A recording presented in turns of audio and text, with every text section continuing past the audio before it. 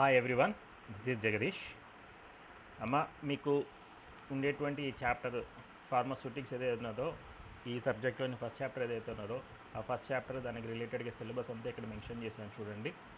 అలాగే ఈ first chapter ఏదైతే ఉన్నదో ఈ ఫస్ట్ చాప్టర్ రిలేటెడ్గా టోటల్గా మనకి 13 టాపిక్స్ అనేటివి ఉంటాయి యాజ్ పర్ పీసీఐ సిలబస్ ప్రకారంగా. అయితే ఈ 13 టాపిక్స్ ఏవైతే ఉన్నాయో ఈ టాపిక్స్ అంతా ఇన్ఫర్మేషన్ కలెక్ట్ చేసి పాయింట్ వైజ్ మీకంతా ఈ రిలేటెడ్గా ఉండేటువంటి ఈ నోట్స్లో మీకు ఇచ్చానమ్మా. అదేవిధంగా ఇది కంప్లీట్గా హిస్టరీ రిలేటెడ్గా, తర్వాత ఫార్మకోపియా రిలేటెడ్గా ఉంటుంది కాబట్టి ఇక్కడ కాన్సెప్ట్ అనేది ఏం ఉండదు. జస్ట్ మనకి దాని గురించి ఏంటి అని తెలుసుకోనికి జస్ట్ మనకి పాయింట్ వైజ్గా ఉంటుంది. సో ఈ పాయింట్ వైజ్గా ఉండే టాపిక్స్ అనేటివి మనం ఇక్కడ చూద్దాము. ఇక్కడ ఈ టాపిక్స్ ఏవైతే ఉన్నాయో వాటి గురించి పాయింట్ వైజ్గా ఇచ్చింటి మీకు ఎక్స్ప్లెయిన్ చేసుకుంటూ వెళ్తానమ్మా. ఓకేనా? ఇది ఫస్ట్ చాప్టర్ రిలేటెడ్గా. Okay, right. ఇప్పుడు చూసుకుంటేనమ్మా, మనకి ఫస్ట్ వచ్చేసి ఫార్మసీ అంటే ఏంటి అని చెప్పేసి మనకి ఫస్ట్ డౌట్ అనమాట. సో ఫార్మసీ అంటే ఏంటి అంటే దాని గురించి డెఫినేషన్ కానీ చూసుకుంటే, as per the definition, pharmacy is the art and science of manufacturing and dispensing of drugs prepared from natural and synthetic sources and used them for the treatment and prevention of diseases. ఇది దాని యొక్క definition. ఈ definition దాని యొక్క అర్థం ఏంటి అంటే, pharmacy అనే ప్రొఫెషన్ ఏదైతే ఉన్నదో ఈ ప్రొఫెషన్లో మనము మందులు అనేటివి తయారు చేస్తాము, అదేవిధంగా డిస్పెన్స్ చేస్తాము. డిస్పెన్స్ ఇన్ ద సెన్స్ పేషెంట్స్కి మనం ఇచ్చే విధానాన్ని డిస్పెన్సింగ్ అని చెప్పేసి అంటారు. ఆ డిస్పెన్స్ అనేటివి చేస్తాం డ్రగ్స్ని. ఎటువంటి డ్రగ్స్ని? మనం తయారు చేసినటువంటివి లేదా ఇండస్ట్రీలో నుంచి తయారు చేసినటువంటి. ఇక్కడ మనం తయారు చేసినటువంటి అంటే దాని అర్థం ఏంటి అంటే, అబ్రాడ్ కంట్రీస్లో మందులు అనేటివి లాట్లో ఉంటాయి. వాళ్ళకి కావాల్సిన విధంగా డ్రగ్స్ అనేటివి అసెంబుల్ చేయడము, లేదా అక్కడ ఉండేటువంటి సిచ్యువేషన్ ప్రకారంగా వాళ్ళు 2-3 డ్రగ్స్ అనేటివి కంబైన్ చేసి మ్యానుఫ్యాక్చర్ లాగా, జస్ట్ లైక్ ఆ పేషెంట్కి ఏది కావాలో వాటన్నిటిని వాళ్ళు సమకూర్చి ఇచ్చే విధానం అనేది అబ్రాడ్లో ఉంటుంది. ఇండియాలో కంప్లీట్గా ఇండస్ట్రీని మ్యానుఫ్యాక్చర్ చేసేసి మన ప్యాకెట్స్ రూపంలో సేల్ అనేది చేస్తారు. ఈ విధంగా ఉండేదాన్ని డిస్పెన్సింగ్ అని చెప్పేసి అంటారు. ఇక్కడ drugs prepared from natural and synthetic sources. ఇక్కడ న్యాచురల్ అండ్ సింథటిక్ సోర్సెస్ అంటే, ఇక్కడ న్యాచురల్ అంటే ఏంటి అంటే ప్లాంట్స్ నుంచి ఆరిజిన్ అయినటువంటి డ్రగ్స్ కానీ, అనిమల్స్ నుంచి ఆరిజిన్ అయినటువంటి డ్రగ్స్ కానీ ఏవైతే ఉన్నాయో వాటిని న్యాచురల్ ఆరిజిన్ అని చెప్పి అంటాం. సింథటిక్ ఆరిజిన్ అని అంటే ఇండస్ట్రీలో లేదా ల్యాబొరేటరీస్లో కెమికల్స్ యూజ్ చేసి తయారు చేసినటువంటి డ్రగ్స్ని సింథటిక్ ఆరిజినేటెడ్ డ్రగ్స్ అని చెప్పేసి అంటాం. Which and used them for treatment and prevention of diseases. జబ్బు వచ్చిన తర్వాత మనం ఆ మందులనిచ్చి ఆ రోగాన్ని తగ్గించే విధానాన్ని ట్రీట్మెంట్ అంటాము. And prevention, just like for example for prevention ఏంటి అంటే వ్యాక్సిన్స్. జబ్బు రాకముందే ఆ జబ్బును ముందుగానే ప్రివెంట్ చేయనీకి మనం ఇచ్చేటువంటి డ్రగ్స్నే, ఆ విధానాన్నే ప్రివెన్షన్ అని చెప్పేసి అంటామమ్మా. రోగాలు రాకుండా ముందుగానే ప్రివెంట్ చేస్తాం. ఇక్కడ history of pharmacy profession in India అని చెప్పేసి ఉన్నారు. ఫార్మసీ ప్రొఫెషన్ ఇండియాలో కానీ తీసుకుంటే 3 రకాలుగా డివైడ్ చేసి ఉంటారు. ఒకటి ఏన్షియంట్ ఫార్మసీ ప్రొఫెషను, ఒకటి ప్రీ ఇండిపెండెన్స్ ఫార్మసీ ప్రొఫెషను, ఇంకొకటి పోస్ట్ ఇండిపెండెన్స్ ఫార్మసీ ప్రొఫెషన్ అని చెప్పేసి 3 రకాలుగా ఫార్మసీ యొక్క హిస్టరీని కానీ తీసుకుంటే డివైడ్ చేస్తారు. ఫస్ట్ది కానీ చూసుకుంటే ఏన్షియంట్ ఫార్మసీ ప్రొఫెషన్లు కానీ చూసుకుంటే మనకి ఇక్కడ చూడండి point. According to Indian mythology, lord Brahma, the first teacher of universe, wrote Ayurveda in 5000 BC. Hindu పురాణాల ప్రకారంగా, ఎందుకంటే 5000 BC ఆ టైంలో ఇండియాకి ఎవరు ఇన్వైట్ చేయలేదు కాబట్టి హిందూయిజమే ఇక్కడ ఎక్కువ శాతం ఉన్నింది కాబట్టి ఇక్కడ ఉండేటువంటి హిందూ మైథాలజీ ప్రకారంగా లార్డ్ బ్రహ్మ ఎవరైతే ఉన్నారో ఆయన ఫస్ట్ టీచర్ అన్నమాట. మొత్తం దాని గురించి మందులు, తర్వాత ఆరోగ్యం గురించి మనం ఎట్లా ఆరోగ్యం అనేది మెయింటైన్ చేసుకోవాలా, రోగాలు కానీ వస్తే ఎట్లా ట్రీట్మెంట్ అనేది చేసుకోవాలా, వాటి గురించి మొత్తం చెప్పినది టెక్స్ట్ బుక్ ఫామ్లో లార్డ్ బ్రహ్మ అనే దేవుడు అనేవాళ్ళు చెప్పారనమాట. ఇది ఎప్పుడు 5000 BC, బిఫోర్ క్రైస్ట్ 5000లో చెప్పారనమాట. తర్వాత కాలక్రమేణా ఏం జరిగిందంటే, Sushruta son of Vishwamitra performed his work in the field of surgery. తర్వాత విశ్వామిత్రుడు అనే ఋషి ఉన్నారు కదా, ఆయన కొడుకు ఎవరైతే ఉన్నాడో సుశ్రుత, ఆయన వచ్చేసి సర్జరీ ఫీల్డ్లో బాగా విపరీతమైనటువంటి ఎక్స్టెన్సివ్గా దాని గురించి రీసెర్చ్ చేసి మొత్తం దాని మీద వర్కౌట్ చేశారనమాట సర్జరీ పైన. Next Ayurvedic works on internal medicine, whereas Shushruta Samhita works on surgical medicine. మనం తీసుకునేటువంటి ఆయుర్వేదిక్ మెడిసిన్ ఇప్పటికి కూడా ఆయుర్వేదిక్ వాడుతున్నారు కదా. ఈ బ్రహ్మదేవుడు సుశ్రుత తర్వాత విశ్వామిత్రుని కోలుకున్నారు కదా సుశ్రుత, వీళ్ళందరూ ఇచ్చినటువంటి మెడిసిన్స్ ఏవైతే ఉన్నాయో ఈ ఆయుర్వేదిక్ రిలేటెడ్గా కంటిన్యూ అవుతున్నాయి, ఇప్పటికీ జరుగుతూ ఉన్నాయి. ఈ ఆయుర్వేదిక్ మెడిసిన్స్ ఏవైతే ఉన్నాయో ఇవి మన శరీరం లోపల ఉన్నటువంటి రుగ్మతులను ట్రీట్ చేయడానికి ఉపయోగపడే వాటినే ఆయుర్వేదిక్ మెడిసిన్ అని చెప్పి అంటాము, ఇంటర్నల్గా వాడతాము. సుశ్రుత సంహిత అనే ఒక బుక్ ఉన్నదమ్మ.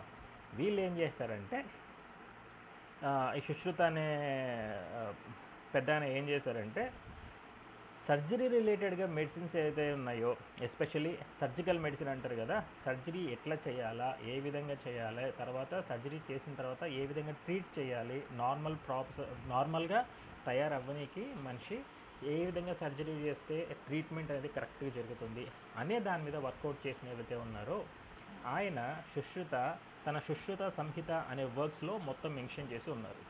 తర్వాత చరక అండ్ సుశ్రుత అనే ఇద్దరు శాస్త్రవేత్తలు, ఆ కాలంలో ఉండేటువంటి శాస్త్రవేత్తలు దగ్గర కాదు, ఎక్కువ నియర్లీ మోర్ దాన్ 1000 హర్బ్స్ అంటే రకరకాల ఆయుర్వేదిక్ మొక్కలు ఏవైతే ఉన్నాయో వాటిపైన నియర్లీ 1000+ వాటిపైన ఎక్కువ వాళ్ళు స్టడీ అనేది చేశారు. తర్వాత the concept of hospital was first introduced by king Ashoka the Great in 226 BC. ఇక్కడ 5000 నుంచి ఇంకా తగ్గిపోతూ వస్తుంది కదా, ఇక్కడ 226 BC అనిగానంటే ఇంకా మనకు ఉండేటువంటి రాజుల కాలం వచ్చేసింది అనమాట.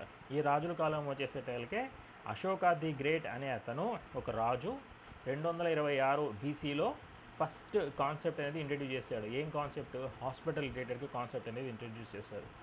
తర్వాత organised practice of hospital activity started in Tamil Nadu during 900 AD. ఇక్కడ 900 AD అంటే after death of Jesus Christ. ఇక్కడ BC AD అని చెప్పి రెండు మెన్షన్ చేశారమ్మా. BC అంటే బిఫోర్ క్రైస్తు పుట్టడానికి పూర్వము, ఆఫ్టర్ డెత్ అంటే క్రైస్తు చనిపోయిన తర్వాత. ఇది ఎందుకు ఇక్కడ మెన్షన్ చేశారు అంటే చాలా వరకు ఉండేటువంటి టెక్స్ట్ బుక్స్లలో మ్యాక్సిమం ఫారినర్స్ అంతా వాళ్ళు రాస్తూ ఉంటారు. అట్ ది సేమ్ టైం వాళ్ళకంతా అర్థమయ్యే విధంగా ఉండనీకి బిఫోర్ క్రైస్ట్, ఆఫ్టర్ క్రైస్ట్ అని చెప్పేసి రెండు రకాలుగా డివైడ్ చేశారు ఈ టోటల్ ఇయర్స్ని. ఆ ప్రకారంగా చూసుకుంటే organised practice of hospital activity started in Tamil Nadu during 900 AD. అంటే ఇప్పుడు జస్ట్ ఊరికే హాస్పిటల్ అని చెప్పేసి నార్మల్గా ఆర్ఎంపీ డాక్టర్ దగ్గరికి పోతే చిన్న ఊరికే అట్లా చూసేసుకొని చిన్న మందులు తీసుకొని వెళ్ళిపోవడం వేరు. ఆర్గనైజ్డ్ హాస్పిటల్ అంటే మొత్తం doctor as well as nurse as well as pharmacist, ఈ విధంగా ఒక టోటల్ మెయింటెనెన్స్, ఈ కథాకారకణం ఏదైతే ఉన్నదో ఈ విధంగా మెయింటైన్ చేసేవంటి వాటిని ఆర్గనైజ్డ్ ప్రాక్టీస్ అని చెప్పేసి అంటాం.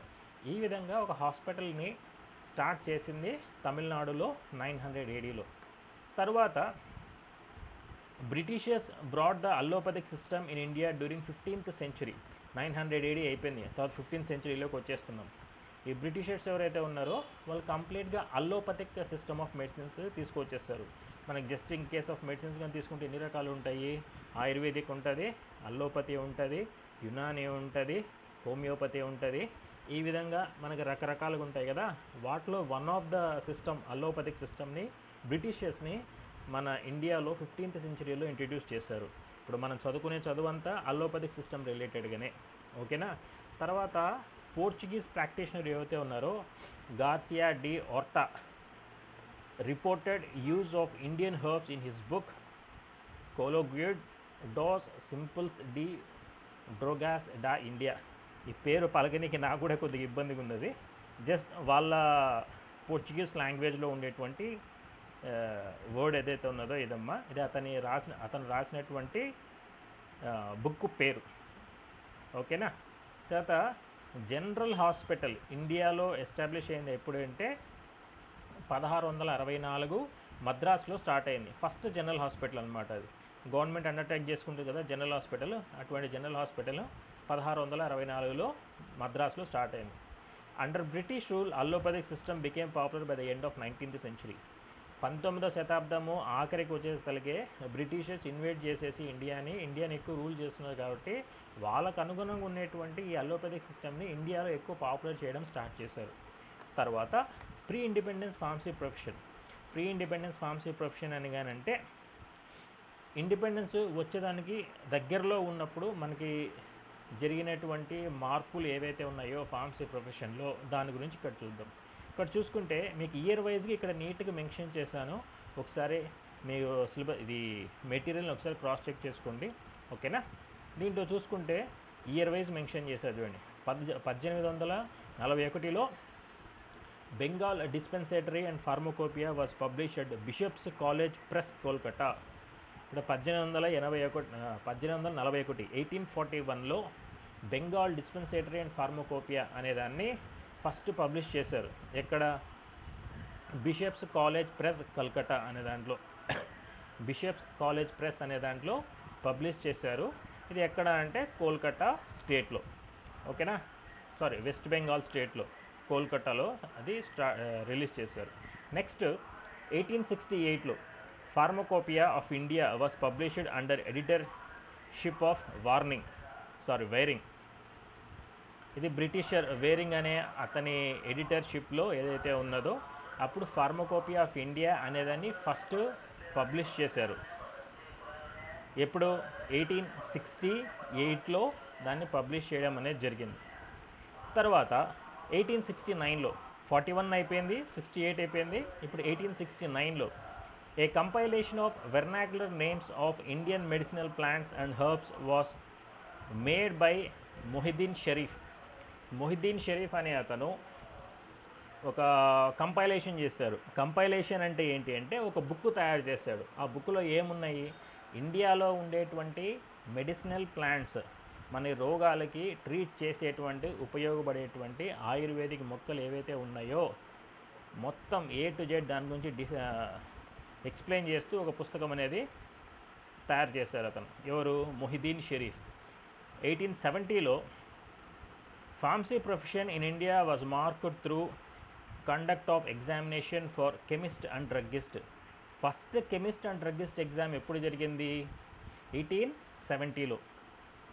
ఇక్కడ చూడండి, pharmacy profession in India was marked through conduct of examination for chemist and druggist అంటే అంతకు ముందు వరకు ఎవరు కూడా స్పెసిఫైడ్గా ఫార్మసీ రిలేటెడ్గా మందుల గురించి పూర్తిగా తెలుసుకొని వాళ్ళు ఒక ప్రొఫెషనల్గా మందులు ఇవ్వడం కానీ అట్లాంటిది ఏమీ లేదు.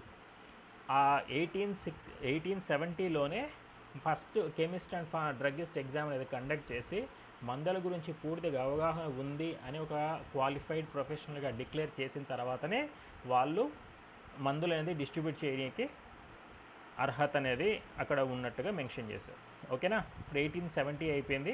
నెక్స్ట్ 1881లో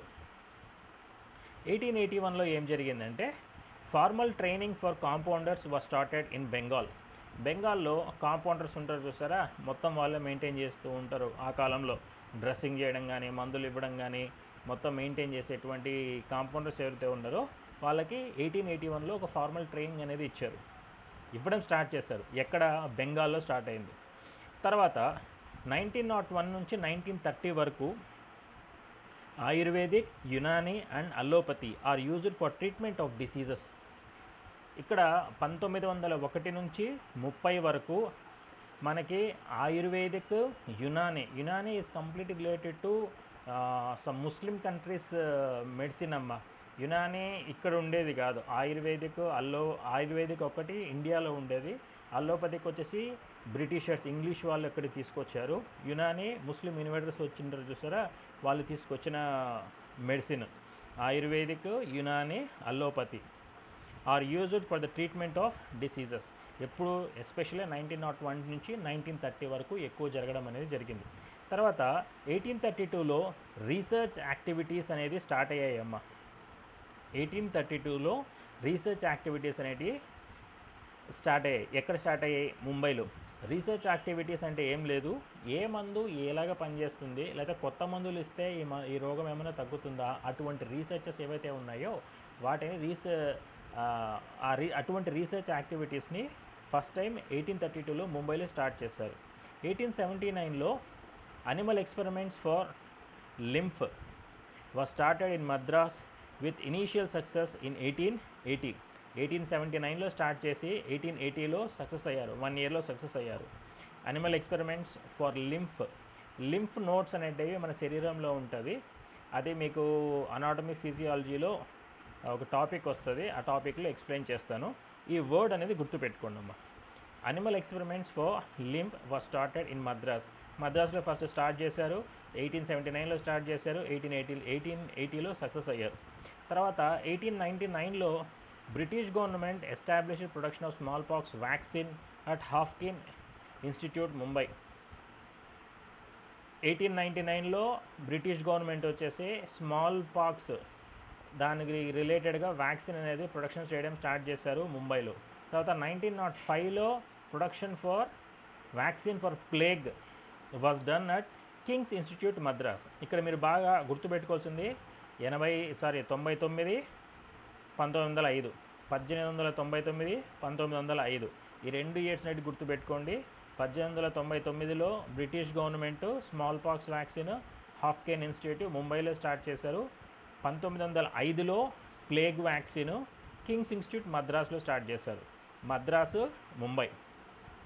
తర్వాత 1901లో ఫస్ట్ ఫార్మస్యూటికల్ కంపెనీ ఏదైతే ఉన్నదో దాన్ని స్టార్ట్ చేశారు. ఎక్కడ? Bengal chemical and pharmaceutical works was established by Acharya Prafulla Chandra Ray at Calcutta. 1901లో ఫస్ట్ ఫార్మస్యూటికల్ ఇండస్ట్రీ కోల్కటాలో స్టార్ట్ చేశారు. 1907లో pharmaceutical industry named Alembic chemical works. ఇప్పుడు కూడా మనం చూస్తున్నాం అలంబిక్ కంపెనీ అని చెప్పేది ఉన్నది ఫార్మస్యూటికల్ ఇండస్ట్రీ. ఆ అలంబిక్ కంపెనీనే అప్పుడు స్టార్ట్ అయింది, ఇంతవరకు కంటిన్యూ అవుతుంది. Alembic chemical work started at Baroda in Gujarat. Alembic ఎక్కడ స్టార్ట్ అయింది? గుజరాత్లో, ఎస్పెషల్లీ బరోడాలో 1907లో. 1901లో Bengal chemical and pharmaceutical works అనేవి స్టార్ట్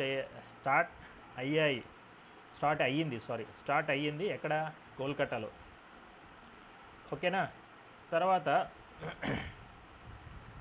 1914 నుంచి 1920 1914 to 1920 due to world war I imports of drugs were slowed and due to this most of the drugs were adulterated in India. ఇక్కడ adulterated అని అంటే దాని అర్థం ఏంటి అంటే 1914 నుంచి 1920 వరకు వరల్డ్ వార్ జరగడం వల్ల ఏం జరిగిందంటే డ్రగ్స్ని ఇంపోర్ట్ చేసుకోవడం, అంటే మన దేశానికి దిగుమతులు చేసుకోవడం తగ్గిపోవడం వల్ల ఇక్కడ ఉండేటువంటి మందులలో కల్తీ చేయడం అనేది స్టార్ట్ చేశారు. ఆ కల్తీ చేయడమే అడల్టరేటెడ్ అని చెప్పేసి అంటారు. In 1930 a dangerous drug act was passed to keep a check point to the drug adulteration. 1930లో ఈ కల్తీ చేసే విధానాన్ని అరికట్టడానికి ఒక డేంజరస్ డ్రగ్ యాక్ట్ అనే ఒక బిల్ అనేది పాస్ చేశారమ్మా. తర్వాత 11th August 1930లో government of India appointed a drug enquiry committee under the leadership of late Colonel R.N. Chopra to look into the problems of pharmacy profession in India and to control it. 11th August 1930లో Indian government ఏం చేసింది అంటే late అంటే ఇతను చనిపోయారు, అప్పట్లో అతను ఉన్నవాడు. కొలనల్ అంటే ఎస్పెషల్లీ వీళ్ళు ఆర్మీ దాంట్లో హై ర్యాంకర్స్ ఉన్నవాళ్ళని కొలనల్ అని చెప్పేసి అంటారు. ఈ కొలనల్ చోప్రా అనే కమిటీని ఎస్టాబ్లిష్ చేసి ఏం చేశారంటే ఇక్కడ అల్టరేషన్ ఏ విధంగా జరుగుతుంది ఇండియాలో, వాటిని ఏ విధంగా అరికట్టాలి, ఫార్మసీ ప్రొఫెషన్ని ఇంకా మంచి పొజిషన్కి ఏ విధంగా తీసుకెళ్ళాలి, డ్రగ్స్ని ఏ విధంగా నాణ్యమైన డ్రగ్స్ని ప్రజలకు కరెక్ట్గా ఇవ్వాలి అన్న దాన్ని మెయిన్ థీమ్గా పెట్టుకొని కల్నల్ చోప్రా కమిటీని ఎస్టాబ్లిష్ చేశారు 11th August 1930లో ఫార్మసీ ప్రొఫెషన్ని మంచి దారిలోకి తీసుకెళ్ళనీకి. తర్వాత 1931లో 1931లో ఈ కమిటీ ఏం చేసేదంటే అన్ఎథికల్ ప్రాక్టీసెస్ అంటే గవర్నమెంట్ రూల్ కాకుండా అట్ ది సేమ్ టైం అందరికీ మంచి చేసేటువంటి విధానాలు లేకుండా ఇష్టం వచ్చినట్లు చేస్తున్నారు అనేటువంటి ఒక రిపోర్ట్ అనేది ఇచ్చి దాన్ని ఏ విధంగా మనము కంట్రోల్ చేయొచ్చు అనే ఒక రిపోర్ట్ అనేది కొలనల్ ఆర్ఎన్ చోప్రా 1931లో 1931లో సబ్మిట్ చేశారు గవర్నమెంట్కి. తర్వాత 1940లో British government board drug bill to regulate British government board drug bill to regulate import manufacturing sale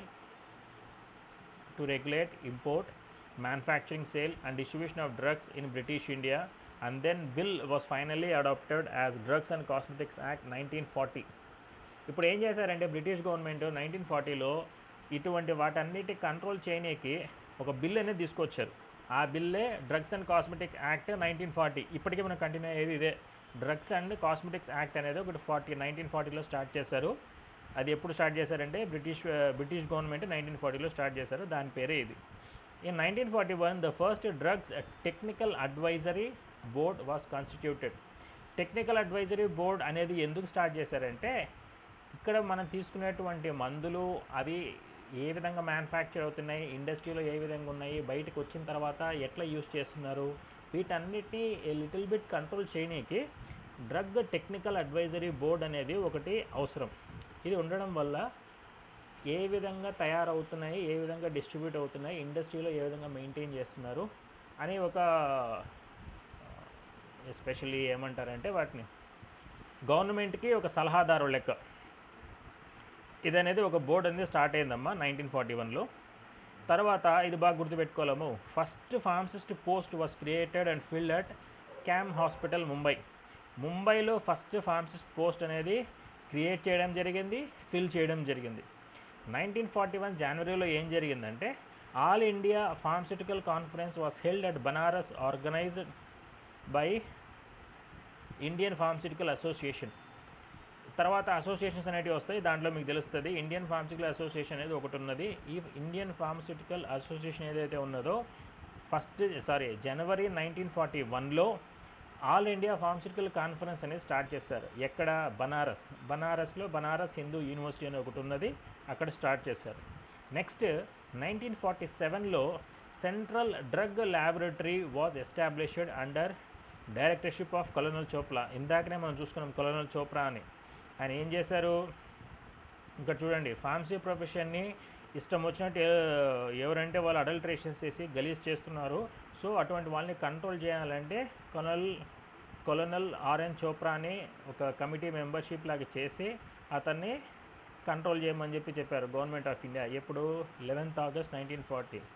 ఆయననే 1947లో సెంట్రల్ డ్రగ్స్ ల్యాబొరేటరీ అనేది ఒకటి స్టార్ట్ చేశారు. ఎవరి లీడర్షిప్లో? సేమ్ కొలోనల్ చోప్రానే లీడర్షిప్లో స్టార్ట్ చేశారు. అది ఎక్కడ స్టార్ట్ చేశారంటే కోల్కతాలో. దానికి 4 డివిజన్స్ అనేటివి ఉండేవి. ఓకేనా? Next post independence pharmacy profession. ఈ పోస్ట్ ఇండిపెండెన్స్ ఫార్మసీ ప్రొఫెషన్ అంటే 1947 తర్వాత, 1947 ముందు వరకు ఇంకా మనకు స్వాతంత్రం రాలేదు కాబట్టి అంతవరకు ఎట్లుంది పరిస్థితి అని చెప్పి దాన్ని చూసుకున్నాం. దాన్ని ప్రీ ఇండిపెండెన్స్ ఫార్మసీ ప్రొఫెషన్ అని చెప్పేసి అంటాం. తర్వాత ఫార్మసీ మనకి స్వతంత్రం వచ్చిన తర్వాత 1948 నుంచి నెక్స్ట్ 1947 తర్వాత నుంచి ఏదైతే జరిగిందో దాన్ని పోస్ట్ ఇండిపెండెన్స్ ఫార్మసీ ప్రొఫెషన్ అంటాం కదా. దాంట్లో చూసుకుంటే పాయింట్స్ ఏమున్నాయంటే మనకి 1948లో ఫార్మసీ యాక్ట్ అనేది ఇండియాలోనే స్టార్ట్ చేశారమ్మా. ఈ ఫార్మసీ యాక్ట్ అనేది స్టార్ట్ చేయడం వల్ల మనకి ఏమేమి ఉపయోగాలంటే ఫార్మసీ ప్రొఫెషన్ ఏదైతే ఉన్నదో అది దాన్ని ఏ విధంగా కండక్ట్ చేయాలి ఇండియాలో అనేది మొత్తం దాని గురించి ఆ ఫార్మసీ యాక్ట్లో అనేది మొత్తం మెన్షన్ చేసింటారు. అది ఎప్పుడు స్టార్ట్ అయిందంటే 1948లో. Provisions of this act are implemented through the pharmacy council of India. Pharmacy యాక్ట్లో ఫార్మసీ రిలేటెడ్గా ఏదైతే ఇన్ఫర్మేషన్ ఇచ్చారో ఆ ఇన్ఫర్మేషన్ అంతా అమల్లోకి పెట్టనీకి మనకు ఒక కౌన్సిల్ అనేది కావాలి. ఆ కౌన్సిల్ ఏంటి అంటే ఫార్మసీ కౌన్సిల్ ఆఫ్ ఇండియా. దాన్నే మనం పీసీఐ అని చెప్పేసి అంటాం. ఈ పీసీఐ మీకు నిర్దేశించినటువంటి సిలబస్ ఏదైతే ఉన్నదో దాని గురించి మనం ఇప్పుడు చదువుకుంటున్నాం. ఓకేనా? The act requires individual states to establish the pharmacy councils that are responsible for controlling and registering pharmacies in the respective states. ఈ pharmacy council of India head office వచ్చి ఢిల్లీలో ఉంటుంది. ఈ ఫార్మసీ కౌన్సిల్ ఆఫ్ ఇండియా ఏదైతే ఉంటుందో ఈ pharmacy council of India ప్రతి ఒక్క స్టేట్కి ఒక ఇన్ఫర్మేషన్ అనేది పాస్ చేసింది. ఏం చేసిందంటే ప్రతి ఒక్క స్టేట్లో స్టేట్ ఫార్మసీ కౌన్సిల్ అనేది ఒకటి ఉండాలి. ఆ స్టేట్ ఫార్మసీ కౌన్సిల్లో ప్రతి ఒక్క ఫార్మసిస్ట్ అక్కడ స్టేట్లో ఉండేటువంటి ఫార్మసీ కాలేజ్లో చదువుకునేటువంటి స్టూడెంట్స్ అందరూ స్టేట్ ఫార్మసీ కౌన్సిల్లో రిజిస్టర్ అయ్యి ఉండాలి, రిజిస్టర్డ్ ఫార్మసిస్ట్ లెక్క. అదేవిధంగా ఆ స్టేట్ ఫార్మసీలో జరిగేటువంటి మొత్తం ఫార్మ్స్ రిలేటెడ్గా మేనేజ్మెంట్స్ ఏవైతే ఉంటాయో వాటన్నిటి కంట్రోల్ చేసే మొత్తం బాధ్యత అంతా స్టేట్ ఫార్మసీ కౌన్సిల్దే. ఓకేనా. తర్వాత English was the only language of instruction for all pharmacy institutions. ఇంగ్లీష్లోనే ఫార్మసీ రిలేటెడ్గా మొత్తం సబ్జెక్ట్స్ అన్నీ ఎక్స్ప్లెయిన్ చేయాలి అని ఒక రూల్ అనేది పెట్టేశారమ్మా. మనం చదువుకోనికి ఇబ్బంది లేదు, కాకపోతే మనకు అర్థం కావాలి. ఆ అర్థం కానికే మనము యూజ్ చేసేటువంటి లోకల్ లాంగ్వేజ్ ఏవైతే ఉన్నాయో అవి యూజ్ చేసి వాళ్ళు మెన్షన్ చేసినటువంటి సబ్జెక్ట్ని గ్రాస్ప్ చేసుకోనికి ట్రై చేస్తాం. ఓకేనా. In India there are several hundreds of Ayurvedic manufacturers from small scale to very large companies.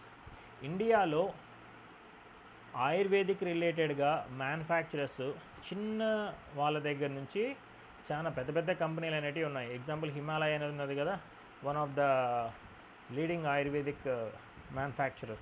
ఓకేనా. అదేవిధంగా 1978లో according to Indian retail chemist and druggist association there are roughly 10,000 distributors and 1,25,000 retail pharmacies in India. 1978 సంవత్సరం ఆధారంగా చూసుకుంటే అప్పట్లోనే Indian retail and chemist and druggist వాళ్ళు ఎవరైతే వాళ్ళ అసోసియేషన్ దాని కింద చూసుకుంటే 10,000 మంది డ్రగ్ డిస్ట్రిబ్యూటర్స్ అనేవి ఉన్నారు, 1,25,000 మంది రీటైల్ ఫార్మసీస్ అనేవి ఉన్నాయి. అంటే నార్మల్గా ఇప్పుడు ఎక్కడ చూసినా రోడ్ల పైన ఉంటాయి కదా మెడికల్ స్టోర్స్, వాటిని అన్నీ ఉన్నాయి అప్పుడు ఇండియా వైడ్గా. Currently there are 8 lakhs registered pharmacies involved in practice of pharmacy profession. ఇక్కడ 1978లో 1,25,000 ఉన్నాయి, ఇప్పుడుకి వచ్చేసరికి నియర్లీ 8 lakhs ఆర్ అంతకంటే ఎక్కువైనా ఉండొచ్చు, 8 lakhs పైన రిజిస్టర్డ్ ఫార్మసీస్ అనేవి ఉన్నాయి. తర్వాత ప్రతి సంవత్సరము 60,000 మంది ఫార్మసీ స్టూడెంట్స్ ఈ ప్రొఫెషన్ నుంచి బయటకు వస్తున్నారమ్మా. సిన్స్ లాస్ట్ 3 decades పీసీఐ అది బై మిస్టేక్ కొట్టినట్టున్నానమ్మా, ఐపీఐ ఇది డిలీట్ చేసుకోండి. PCI and leaders in pharmacy profession have collectively undertaken initiatives to improve activities of this profession. ఇక్కడ రీసెంట్గా ఒక 30 సంవత్సరాల నుంచి పీసీఐ అనేటువంటి ఇండియాలో ఉండేటువంటి మొత్తం ఫార్మసీ ప్రొఫెషన్ మెయింటైన్ చేసేటువంటి ఒక organisation pharmacy council of India. ఫార్మసీ ప్రొఫెషన్లో ఏ విధంగా యాక్టివిటీస్ జరుగుతున్నాయి, వాటిని ఎట్లా ఇంప్రూవ్ చేయాలనేది పీసీఐ చేస్తుంది అంట. ఓకేనా. Next, the recent development in pharmacy profession is ఈ pharmacy, the online sale of medicines.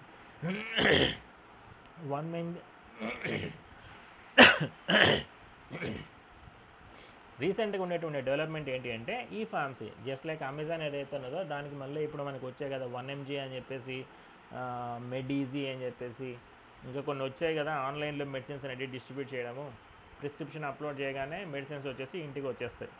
ఈ విధంగా ఈ ఫార్మసీ అనేది కూడా స్టార్ట్ చేస్తారు. ఇది కొత్తగా ఉన్నటువంటి development. Some of well known names in the market are Netmeds, Easy Medico and Med Life, 1mg ఇలాంటివి ఉన్నాయి. ఎగ్జాంపుల్స్ ఏంటివంటే ఇవన్నమా.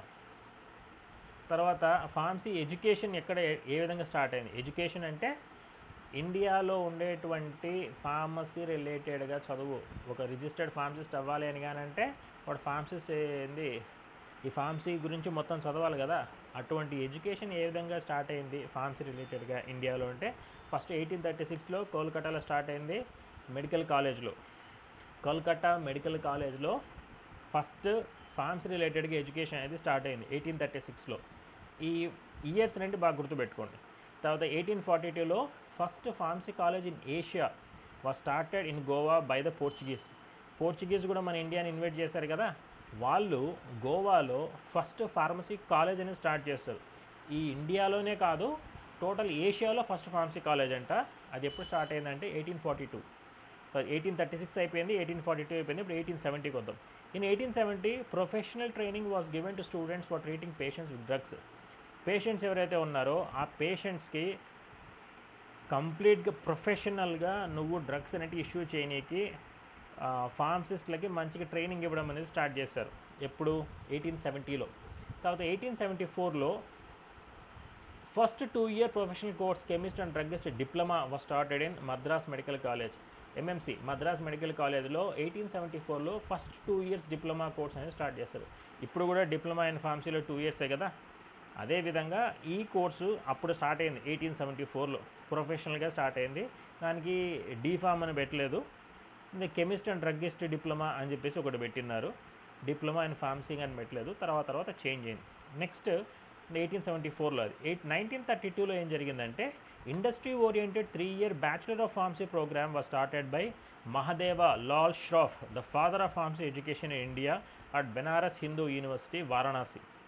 ఫస్ట్ 1932లో ఇండస్ట్రీ ఓరియంటెడ్ బ్యాచులర్ ప్రోగ్రామ్ అని చెప్పి స్టార్ట్ చేస్తారు. ఇండస్ట్రీ ఓరియంటెడ్ బ్యాచులర్ ప్రోగ్రామ్ అంటే ఏంటంటే బీఫార్మసీ అయిపోయిన తర్వాత వాళ్ళు వచ్చేసి ఇండస్ట్రీలోకి వెళ్ళిన తర్వాత ఇండస్ట్రీలో ఏ విధంగా మ్యానుఫ్యాక్చర్ చేస్తారు, ఏ విధంగా క్వాలిటీ కంట్రోల్ చేస్తారు, ఏ విధంగా దాన్ని ఫర్దర్గా టెస్ట్లు ఏవైతే ఉన్నాయో అటువంటి టెస్ట్లు చేయనీకి ఇండస్ట్రీ రిలేటెడ్గా కంప్లీట్ నాలెడ్జ్ ఉండే విధంగా ఒక బ్యాచులర్ డిగ్రీ ప్రోగ్రామ్ అనేది స్టార్ట్ చేశారు. ఎప్పుడు 1932లో. ఎవరు? మహాదేవ లాల్ ష్రాఫ్ అనే అతను స్టార్ట్ చేస్తారు. ఆయన్నే ఏమంటాము? Father of pharmacy education in India. ఇండియాలో Mahadeva Lal Schroff is called as father of pharmacy. ఈయన 1932లో 3-year బ్యాచులర్ ప్రోగ్రామ్ స్టార్ట్ చేశారు. ఎక్కడ స్టార్ట్ చేశారు? బనారస్ హిందూ యూనివర్సిటీ వారణాసిలో స్టార్ట్ చేశారు. తర్వాత 1940లో ఫస్ట్ ఎంఫామ్ ప్రోగ్రామ్ అనేది స్టార్ట్ చేశారమ్మ. ఎక్కడ? సేమ్ బనారస్ హిందూ యూనివర్సిటీలో. 1932లో బీఫార్మ్స్ స్టార్ట్ చేస్తే 1940లో ఎంఫామ్ స్టార్ట్ చేశారు. తర్వాత 1943లో Indian government made a committee under the chairmanship of sir Joseph Bhore recommended 3-tier system of pharmacy education. Pharmacy education కూడా 3 type అంటే 3 levels అనమాట. 3 levels అనేటివి ఇంట్రడ్యూస్ చెయ్యాలి అని చెప్పేసి ఒక కమిటీ అనేది స్టార్ట్ చేశారు. ఎవరు? Indian government. ఎవరి ఆధ్వర్యంలో? సర్ జోసెఫ్ బోర్ అనే అతని ఆధ్వర్యంలో స్టార్ట్ చేశారు. ఎప్పుడు? 1943లో. నెక్స్ట్ 1944లో ఏమైందంటే ఫస్ట్ బీఫార్మసీ కోర్స్ అనేది స్టార్ట్ అయిందమ్మా. పంజాబ్ యూనివర్సిటీలోనే స్టార్ట్ చేసింది. ఇక్కడ ఎక్కడ? లాహోర్. ఇప్పుడు మనకు డౌట్ రావచ్చు, లాహోర్ ఏదైతే ఉన్నదో అది పాకిస్తాన్లో ఉంది, పంజాబ్ యూనివర్సిటీ అంటారు అని చెప్పేసి అనుకోవచ్చు. పంజాబ్ ఏదైతే ఉన్నదో అది పంజాబ్ రెండుగా డివైడ్ అయిపోయింది. ఒకటి పాకిస్తాన్లో కూడా ఒక పంజాబ్ ఉంది, ఇండియాలో కూడా ఒక పంజాబ్ ఉంది.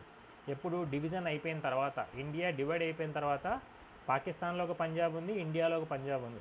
డివిజన్ కాకముందు ఇదంతా ఒకే పంజాబ్ లెక్క ఉండే.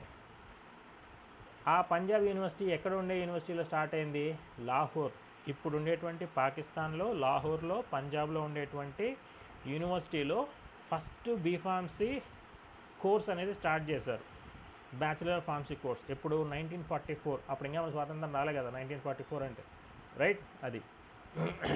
తర్వాత 1945లో doctor of philosophy. Doctor of philosophy అంటే ఏం లేదు, PhD.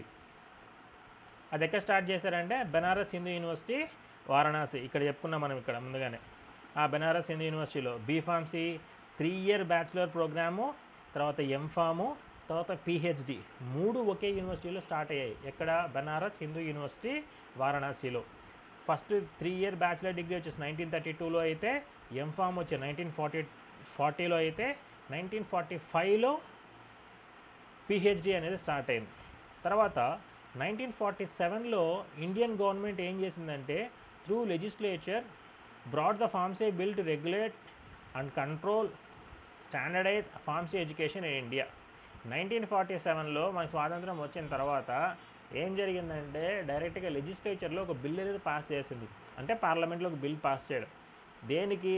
ఫార్మసీ ఎడ్యుకేషన్ని ఒక గాడిలో పెట్టాలి అని అంటే మనం ఒక బిల్లు పాస్ చేయాలి. ఆ బిల్లు పాస్ చేసిన ప్రకారంగా ఆ బిల్లులో ఉన్నటువంటి రూల్స్ అండ్ రెగ్యులేషన్ బేస్ చేసుకొని ఫార్మసీ ఎడ్యుకేషన్ రన్ అవుతుంది అని చెప్పేసి ఒక బిల్ అనేది పాస్ చేసింది గవర్నమెంట్ ఆఫ్ ఇండియా. తర్వాత initially pharmacy education was focused on training of professional compounding aspects of drug. స్టార్టింగ్లో ఫార్మసీ ఎడ్యుకేషన్ స్టార్ట్ అయినప్పుడు ఏమైందంటే ఒక ప్రొఫెషనల్ని తయారు చేయాలి.